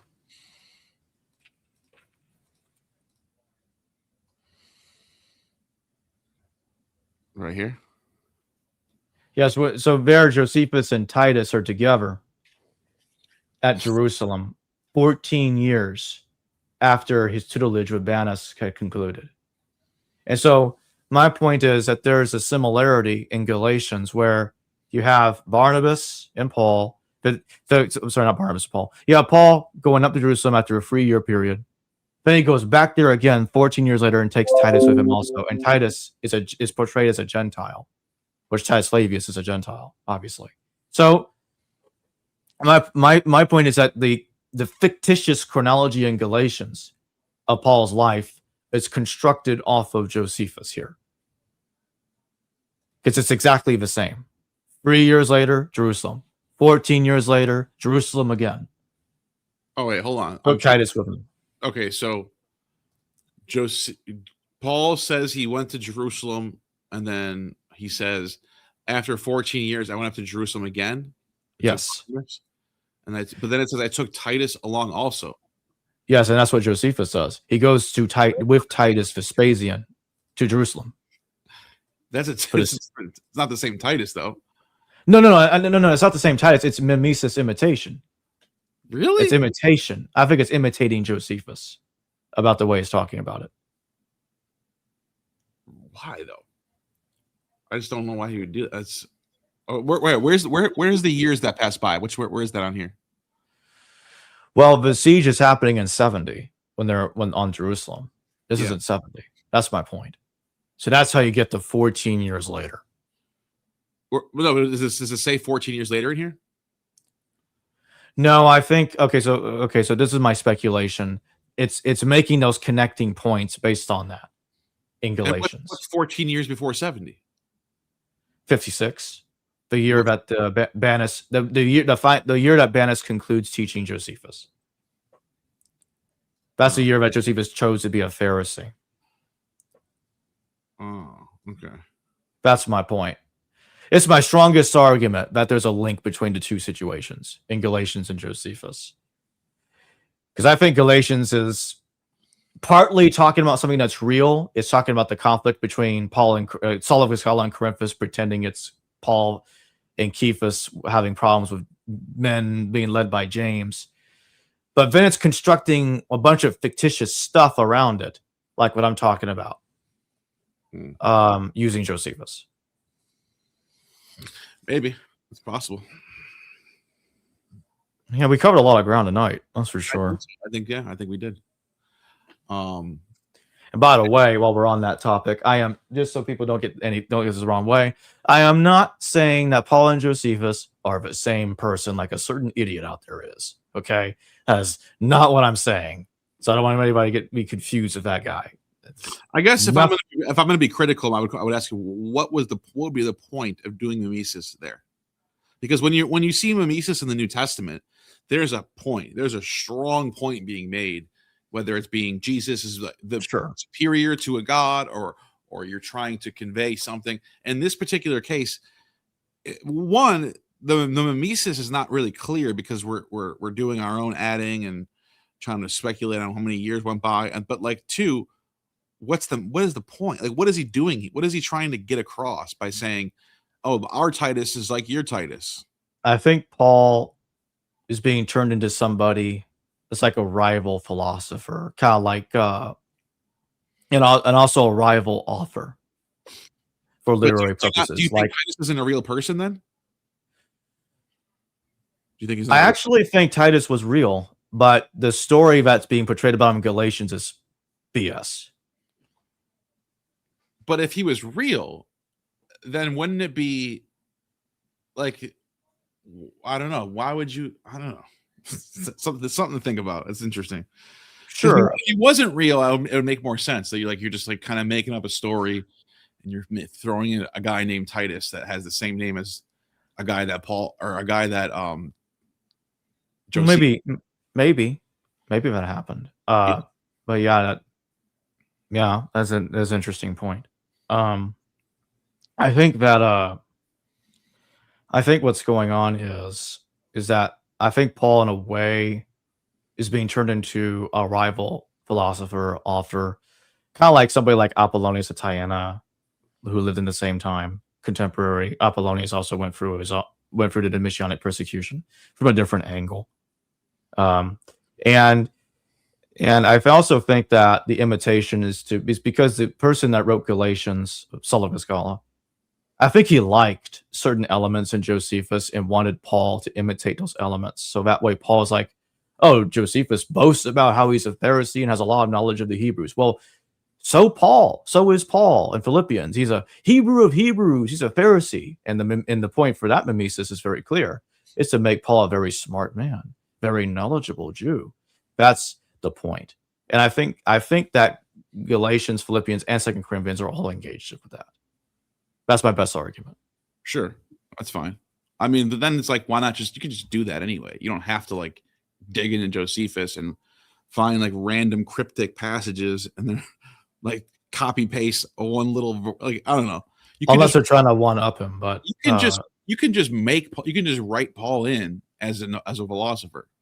Like, there's no, I don't know. It's possible. I get what you're doing. I get what you're saying, though. I'm not saying that it's totally out there. It's interesting. Well, when there's other good examples of the letters using Josephus, as I've pointed out earlier, it opens the door to the other things that I'm talking about.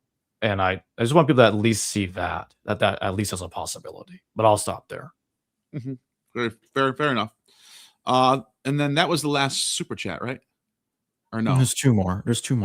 Okay, so we have this one. This is just jamming again. Thank you for that. and Eid Zawadi, 2 independent reports to give credibility to events that never happened. Both are forgeries.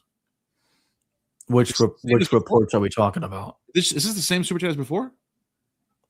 I don't remember. I don't think so. Without knowing which 2 independent reports you're talking about, I don't know. I don't have a point of reference. So 2 independent reports to give credibility to events that never happened. Both are forgeries.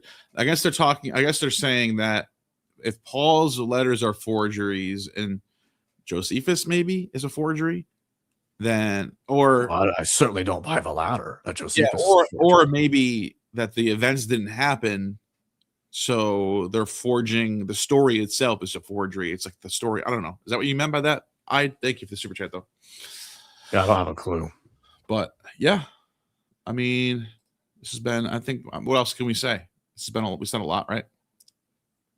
I don't know where else to go from here. Well, I guess I'll say one more thing before we close. Marcion. Why do I reject that Marcion's apostolic canon is older? Well, at the end of my paper, I talk about I term the movement. This sounds like gibberish to people who don't know what we're talking about. You got to remember that. Yeah. I'm about to. What you mean by that? That people. Yes, I'll get to that. So there's an idea, and this is floated around by a lot of scholars. It's not a consensus, but it's out there that Marcion wrote the first. Marcion's is the original.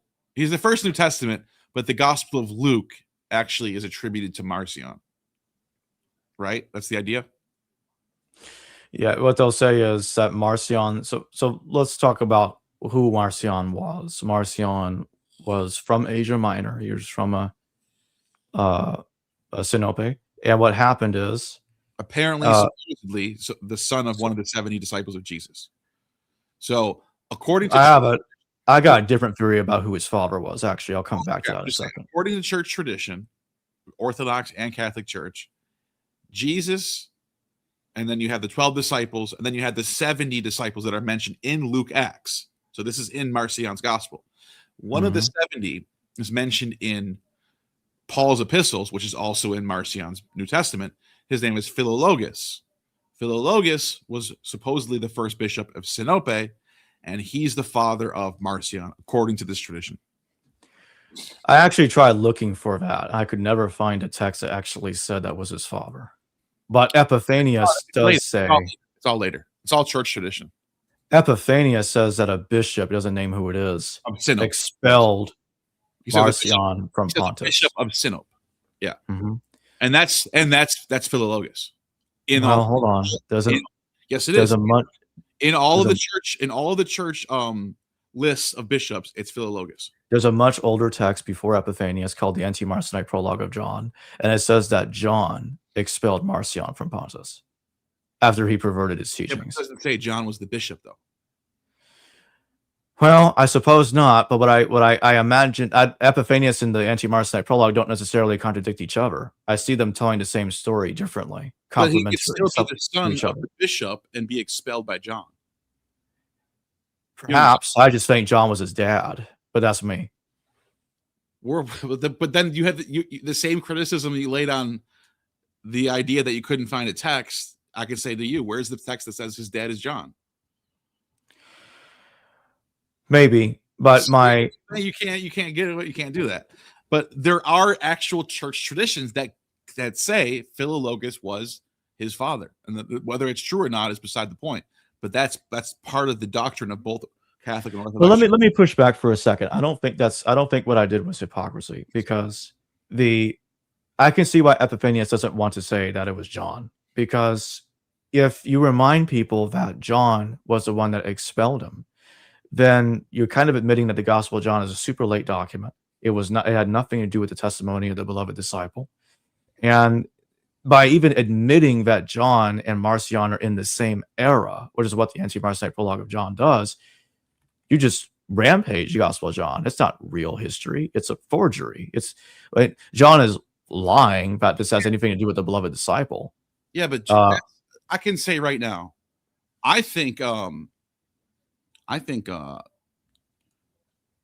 don't know. Let me think of it. Corinthus was the son of James, right? And I go, what's the evidence? Well, why would they admit that? Of course, they're not going to tell us that. Like you can't you can't use that as evidence because you can't say because they wouldn't tell us, therefore it's true. Well, at the same time, my point is, I like to study the possible motivations of these texts, and my Also, why would they lie? Why would the church make up that Marcion's father is one of the 70 disciples mentioned in Acts? Luke. Well, I would take it more seriously if I could actually see it. I just don't remember seeing a text actually saying that. I tried looking for it. I think it's Epiphanius. It's one of the later set. Well, if you show me where it says it, I'll stand corrected. I could find it. I'll stand corrected. I could find it.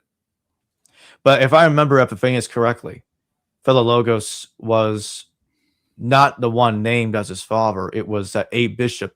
So just so you understand. But that's where it comes from. Well, the bishop, historical bishop. So just so you understand my argument, is the reason I'm saying the way I'm saying it is if John expels him, it's the thing you have to understand. The bishop expels him in Epiphanius. Epiphanius does not claim that the bishop didn't expel him. That's the part you missed from what I'm saying. Epiphanius says that the bishop himself expelled Marcion. Yes. The Anti-Marcionite Prologue of John also says that John ordered the expulsion of Marcion.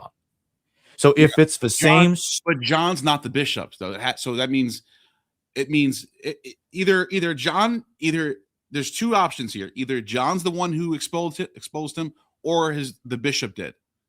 But it doesn't make John the bishop. It's basically saying they're both disagreeing on who actually kicked him out of the church. You know what I mean? Well, I suppose it's possible. The way I would look at it differently is because I actually don't see how the texts contradict, and I don't think it contradicts what I was saying earlier.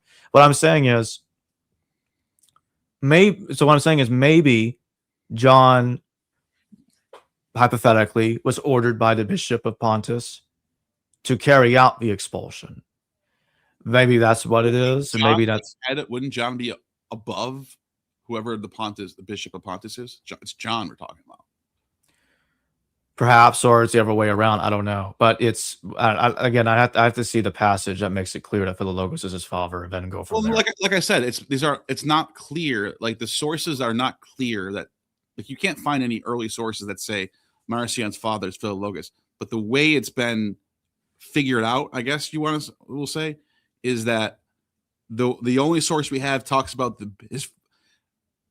I think it says his father was a bishop. I think there's one of them that says that, but it doesn't say who. And then when you cross source that with who was the bishop at that time, it's Philologos. That's how. Well, here's the other point that I'm making too, just so I'm clear. In the same way that I used recognitions and I used First Clement and I tied them to the politics of the 30s, and I've shown that both texts actually fit what Josephus was talking about in that time period. I'm using that same angle to analyze the Anti-Marcionite Prologue of John and Epiphanius. So it's not a contradiction to say I can use both texts equally to discuss what happened with Marcion, but the expulsion. It's not a contradiction at all. I actually see one filling the other without contradiction. That's not the same thing. John's the bishop or he's not.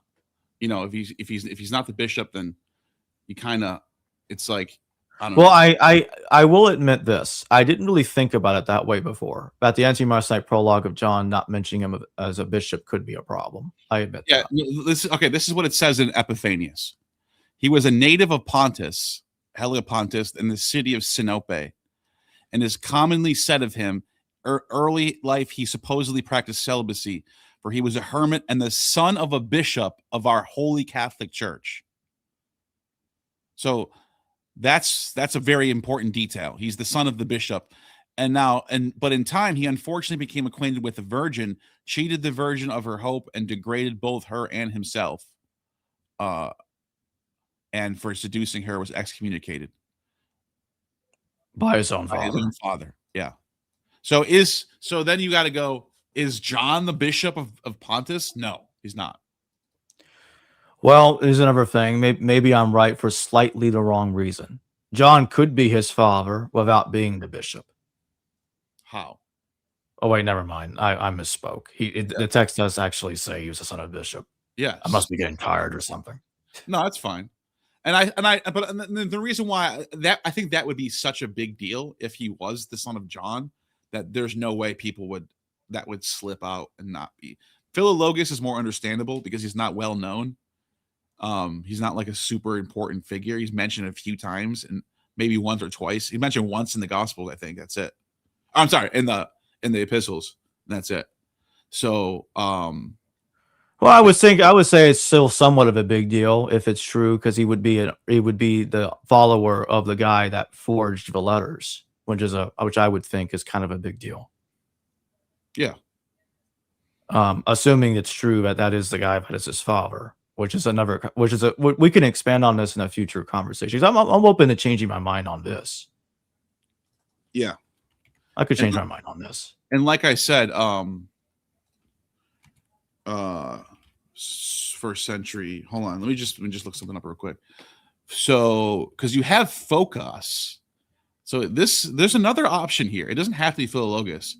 You have this guy here, holy martyr Phocas, and he's born in the city of Sinope, and he's the bishop there. I'm pretty sure he's the bishop there. Yeah, look, during his adult years, he became bishop of Sinope. And look he dies in 102. So this might be his dad right here. It could be this guy. But I think it's either him or Philologus. It's got to be one or the other. And for some reason, and I can look deeper into this and come back to the answer, for some reason, both of the Catholic and Orthodox Church have come down on Philologus as the father of Marcion. Even they'll admit that. And that's crazy. The reason why that's so crazy to me is because that's one of the 70 disciples mentioned in Acts. Philologus. You know that, right? I'm aware, but what I would like to see, when you can find it later, because you probably can't find it tonight, but later, if you can show me the text that actually says that from those denominations. Yes. Sure. Then I would like to get something written to correct the upcoming paper on that point. That is, if assuming it actually needs correction. This is just on Wikipedia, but yeah. I need to see the actual text where it says it's his father, then I can work with that. Yeah, I don't know how late it is. I might even be like a 7th, 8th century source. That's fine. I mean, I use late sources, but I need to see the text. Yeah, that actually says this. But the point I'm making is it's either him, who is listed as the bishop of Sinope, because you have to understand, or even if I'm wrong about the John thing, you have to at least understand the commonality between both the bishop and John, having expelled Marcion. That commonality is why I thought what I thought. Okay. Yeah, look at this. That's understandable. So he's numbered among the 70, Philologus, right? He's got his own feast day. That's how big of a deal he is. And it says it right here. According to the church, the apostle Andrew consecrated him as bishop. I need to see her text, though. Yeah. Of course, this is none of this is still telling me that's his father. Until I see that, I'm going to stick with John's as dad, regardless of the problems, regardless of whatever apparent problems. We don't have a text that says John's his dad either. Why would that be more? Well, more likely. I think for now it's a slightly stronger argument until I see the text, because John's not a bishop. I'm reading the Panarian and the Anti-Messiah prologue together. Yeah, but John's not a bishop of Sinope, though. Never was. So you're just jumping. Well, we don't know that because my point is that I'm not talking about John the Elder. John the Elder sure as hell wasn't a bishop of Sinope. He lived in the 90s. He couldn't have been. He wasn't. He had nothing to do with the authorship of the Gospel of John. I'm saying I totally just to finish explaining my point, and then I'd like to move on because again, I want to see. I need until I see the Philologus. I'm just wondering why you need to see a text that says Philologus, but you don't want to see a text that says John was the father of him. That doesn't make any sense. You know what I mean? I'm just saying. I tried to explain, but let's just drop it. I'm just saying one of them is officially the bishop of Pontus, and I'm even willing to say it might not be him. It might be this Phocas guy who was also bishop of Pontus. It's got to be one of those guys, though. And I'm willing to abandon my thing. I just need to. I guess we really don't know then. Let's just go there. I don't know. Maybe. I don't know anymore. I mean, if either in that case, I think we're wasting our time arguing. It's no big deal. No, I'm just trying to figure out what the reasoning is. Making big deal out of it or nothing.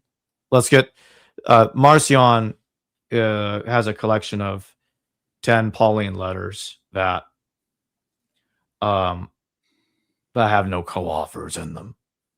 The pastorals don't mention.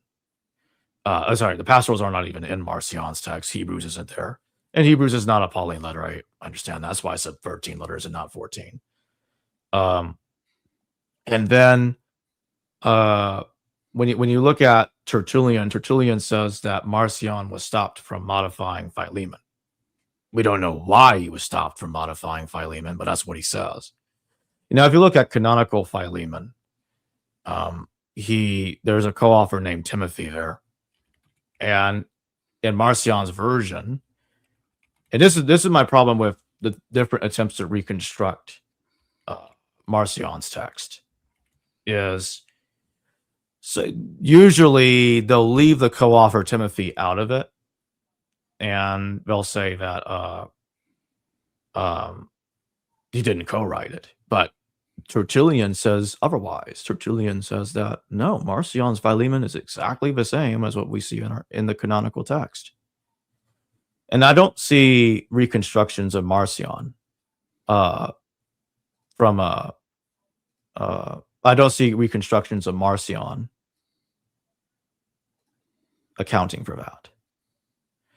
And so what I'll say is I think that the canonical text having co-authors actually explains how they look a bit better. There are contradictions between them, as Bob Price has pointed out for a long time. I'll talk about a couple. Should women be able to preach in the church or should they not? Romans says yes. 1 Timothy and 1 Corinthians say no. 1 Corinthians and Romans are both co-authored. 1 Corinthians was co-written by Paul and Sosthenes. Again, I don't mean the historical Paul. I mean Saul of Giscala. And Romans is co-written by Saul of Giscala and Tertius. But 1 Timothy is not co-authored. It's written by Paul, Saul alone. And so what my argument is that 1 Timothy is helping us. We can use it to help delineate between the views of Saul of Giscala with the views of that of the co-authors. The co-authors were more accepting of women preaching in the church, leading in the church. Whereas the person pretending to be Paul did not have that view. He was against that. So that's one example. Another example is the letters don't typically push the idea that Jesus was a pre-existent being, but Philippians and Colossians both do. In Philippians, Jesus takes the form of a man in the Philippians, and in Colossians, he's the prototokos, the firstborn of creation, the firstborn. Again, both views align with the idea of Jesus being a pre-existent being, and both letters are co-written by Timothy. The author of the single author letters, Ephesians, Galatians, 1 2 Timothy, Titus, did not have that view that Jesus was a pre-existent being, but Philippians and Colossians both do. And what they both have in common is that they are both co-written by Timothy. So I think that Timothy's probably responsible for that material. Timothy probably is the guy that held the view that that Jesus was a pre-existent being. So just a couple of very brief examples of what I'm talking about. And I think co-authorship neatly explains these discrepancies. Whereas in Marcion's text, assuming that the reconstructions that have been done on them are highly accurate, I don't know, especially with them ignoring Tertullian's statement that Philemon looked no different. I'm skeptical. But anyway, if we take how some scholars reconstructed Marcion's text as a given, they are massively smaller than the canonical text. They're much smaller. They're also easier to read in a way. They don't contain these messy, contradictory views that we see in the canonical text, something that I don't think that somebody would be interested in adding at a later point. That's some brief reasons, and that's some of the reasons. There are other reasons, but I'm convinced that Marcion's text is secondary and that he did abridge the New Testament as the church fathers claimed. I'm not convinced at this time that it was the other way around. Regardless of whoever the hell his dad turns out to be, does not change what I'm saying here. That's it. Yeah, that's interesting. I was trying to find if there's what's the first time someone even says Philologus was, and it's not. It's really no one really knows. It's just an assumption based on the text that I showed of his father being a bishop. But someone even pointed out that it's probably Focus, the other guy, because of the timing. So, Neil, I want you to understand something. I was trying to think of a way to explain this to you, and I think I got it. Epiphanius, writing in the 4th century, are we to disbelieve everything he says about Corinthus and Paul's confrontation? Hold on, let me finish. Because Irenaeus doesn't bring it up, even though he brought up that Corinthus and John confronted each other at Ephesus. So I can't, if we go by the logic that I cannot coordinate my evidence for what I was saying about John, the anti-Messianic prologue of John and Epiphanius, if I can't do that, if that's somehow contradictory to my reasoning, then I cannot use Epiphanius and Irenaeus' statements to show that the author of Paul's letters was writing in the 90s. I cannot show that Corinthus' fight with John connects to the conflict between Paul and Corinthus at the same period, because one doesn't mention the details of the other. Right. So that's my point. So if I can do that there, it is acceptable for me, even if I'm wrong, even if I turn out to be wrong, which maybe I am, it is acceptable for me to do the same, but the anti-Messianic prologue of John and Epiphanius. But I will rest my case on it until I see. I'm not arguing with you. I'm not trying to either. But earlier, the way you said it to me was like you were trying to find where this idea came from. I didn't even bring up what you said. I just said this idea. I thought you did. No, you took an issue with me identifying John as his father. Yeah, and I was trying to explain. I'm doing the same thing, and then you said try to find where people said it was Philologus. That's what I was trying to do, and and the only thing I was able to find was based on Epiphanius telling people his father was a bishop, and then he even gives details about the bishop. He says he was exemplary. He said he has extreme piety. He's one of those illustrious men who take great care of the church, exemplary in exercise of his episcopal office. Talking about Marcion's father. Sure, and to be fair, if that was John, he would just say John. John has a lot of those things in common, but yeah, but that let's let the matter rest until. All I'm saying is we don't know. I'm trying to let me finish. Let me finish. I wasn't even coming to attack your theory. We don't know it's Philologus at all.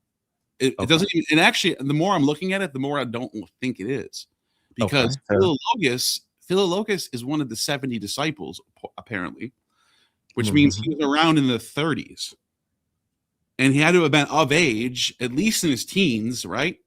At least. Let's try to go with the most easy, like the most likely scenario that he could have lived to 90, because Marcion's born in 85.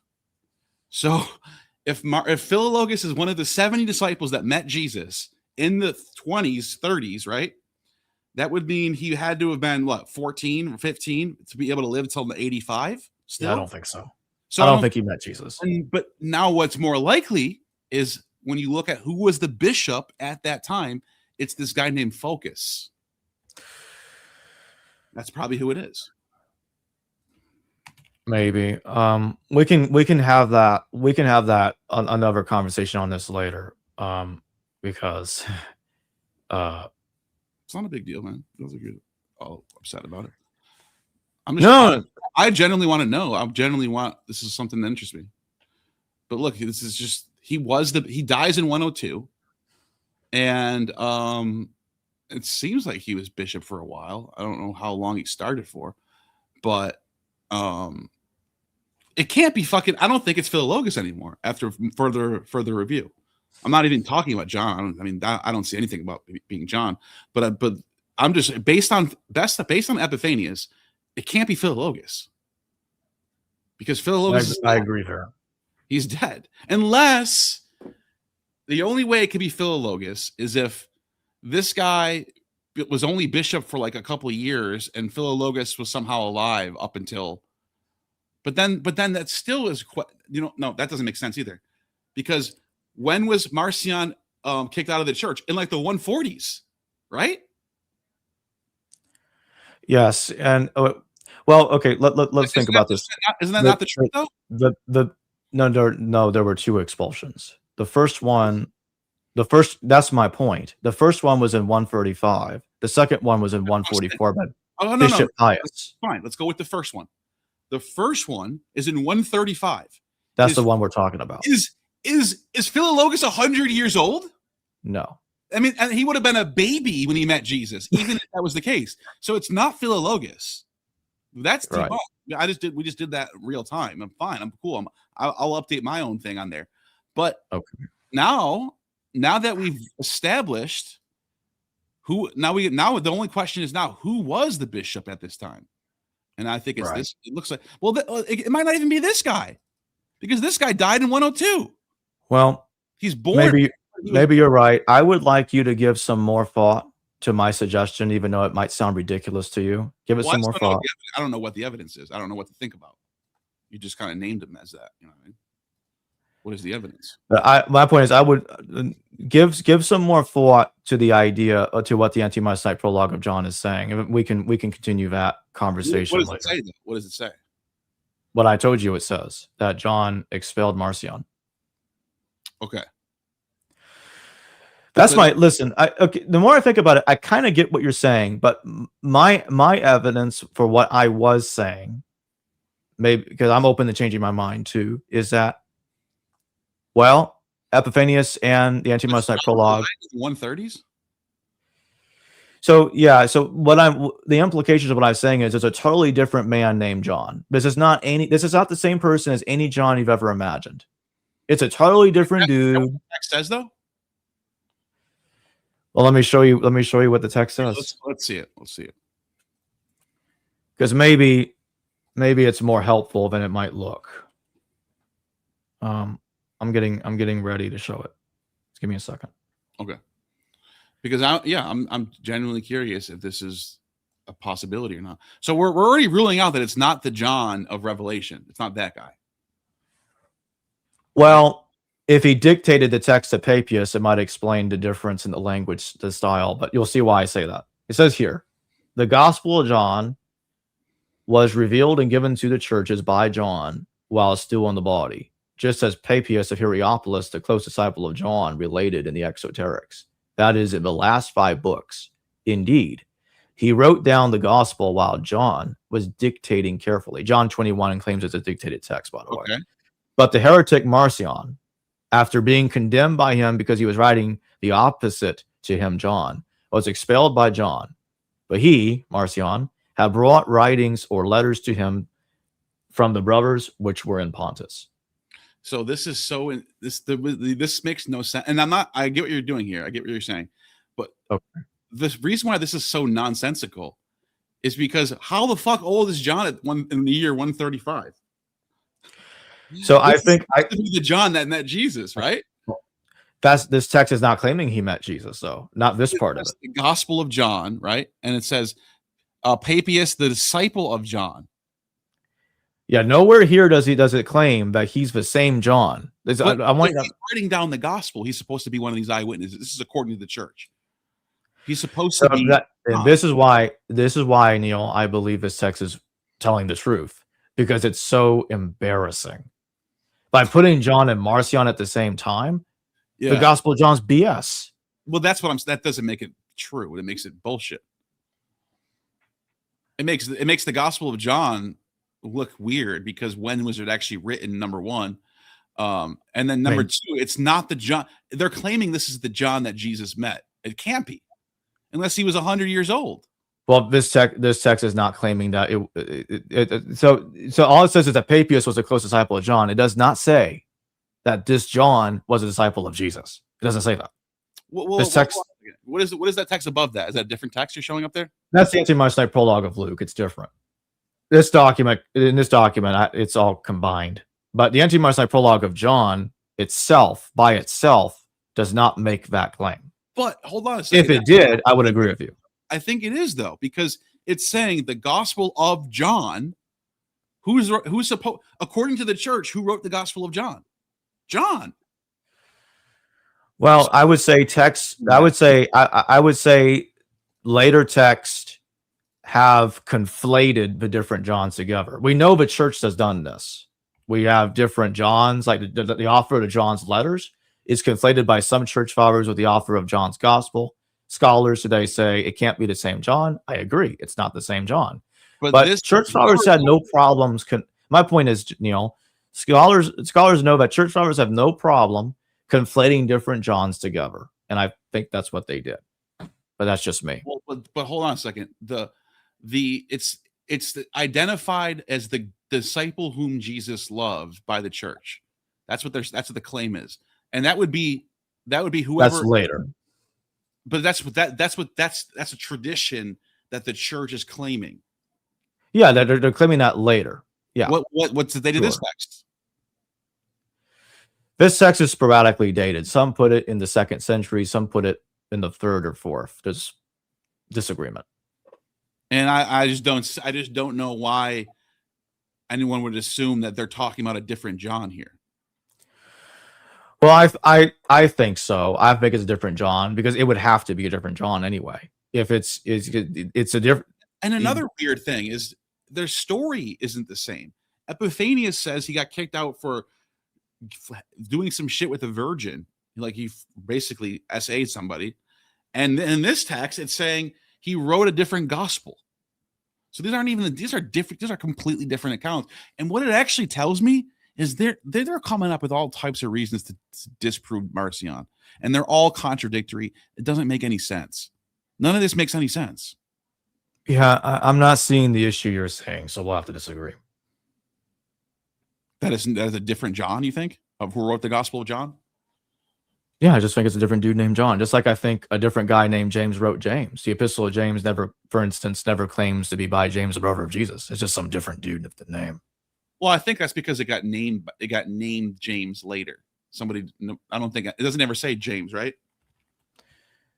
Actually, the first verse does. Oh, that's right, Jacob. That's right, Jacobos. Yeah, it does say that.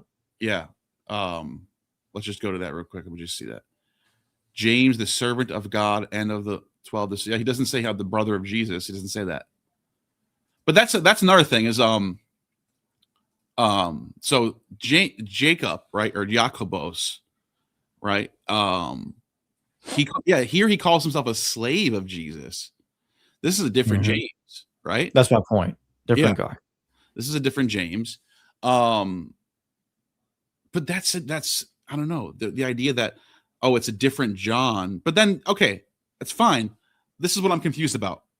Do you think you don't think Marcion was the son of the John that met Jesus?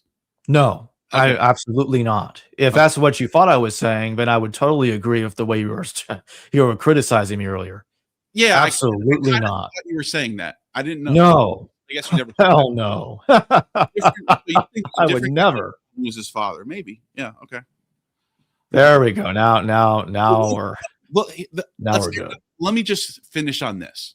This is, and I'm fascinated by this topic, by the way. Maybe you're not. I am though. Panarion's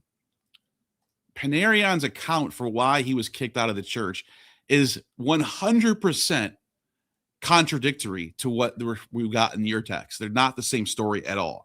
I think you would agree with me that the Anti-Marcionite prologue of John is more likely telling the truth over Epiphanius, assuming the Epiphanius' account is partially, if not wholly, BS. But we'll have to analyze That's that. what I was going to say. One of them is not real, or both of them are not real.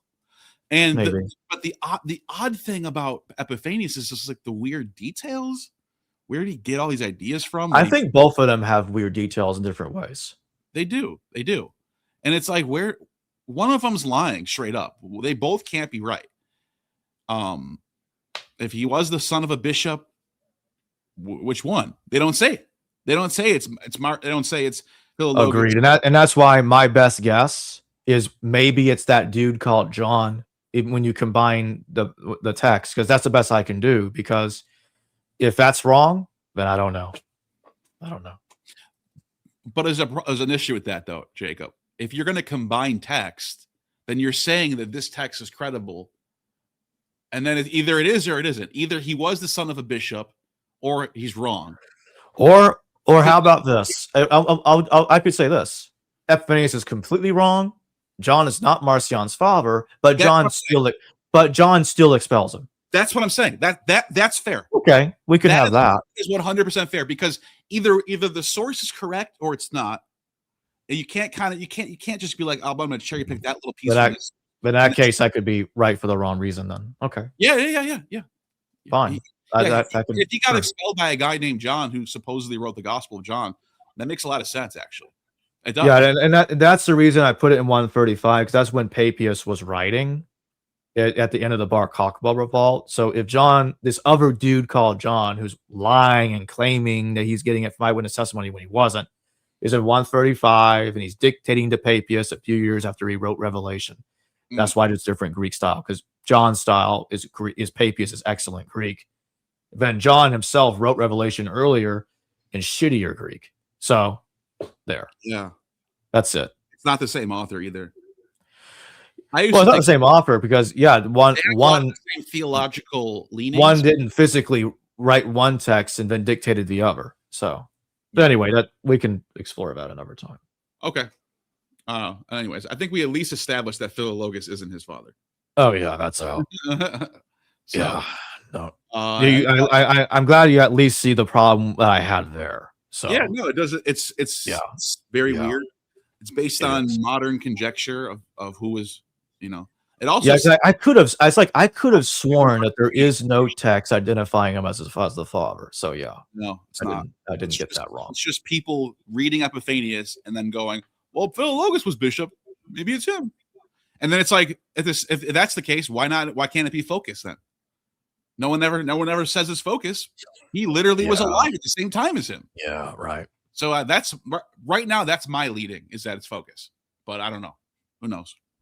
Anyways, that's it. Any last thoughts? That's it. I don't got much more to say. I'll let everybody know my paper's out whenever the hell it comes out. Yeah, and that's all.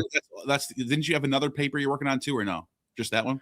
Yeah, two of them, like the origin of the Old Testament. That I think that it was created by a committee in the 1st century BCE, and the letter of Aristeas, and I'm doing work on that. And I know we planned on doing a show at some point later when that gets done. Let's do that. And then my paper, Reconstructing Thomas, which is going to be a very small paper and a lot less complicated. So sounds good, man. Right. Well, thanks for having me on, Neil. It's been a blast. Thanks for coming on. And you have just attained. Wait a minute. Where's my outro? Oh, there it is. True Gnosis.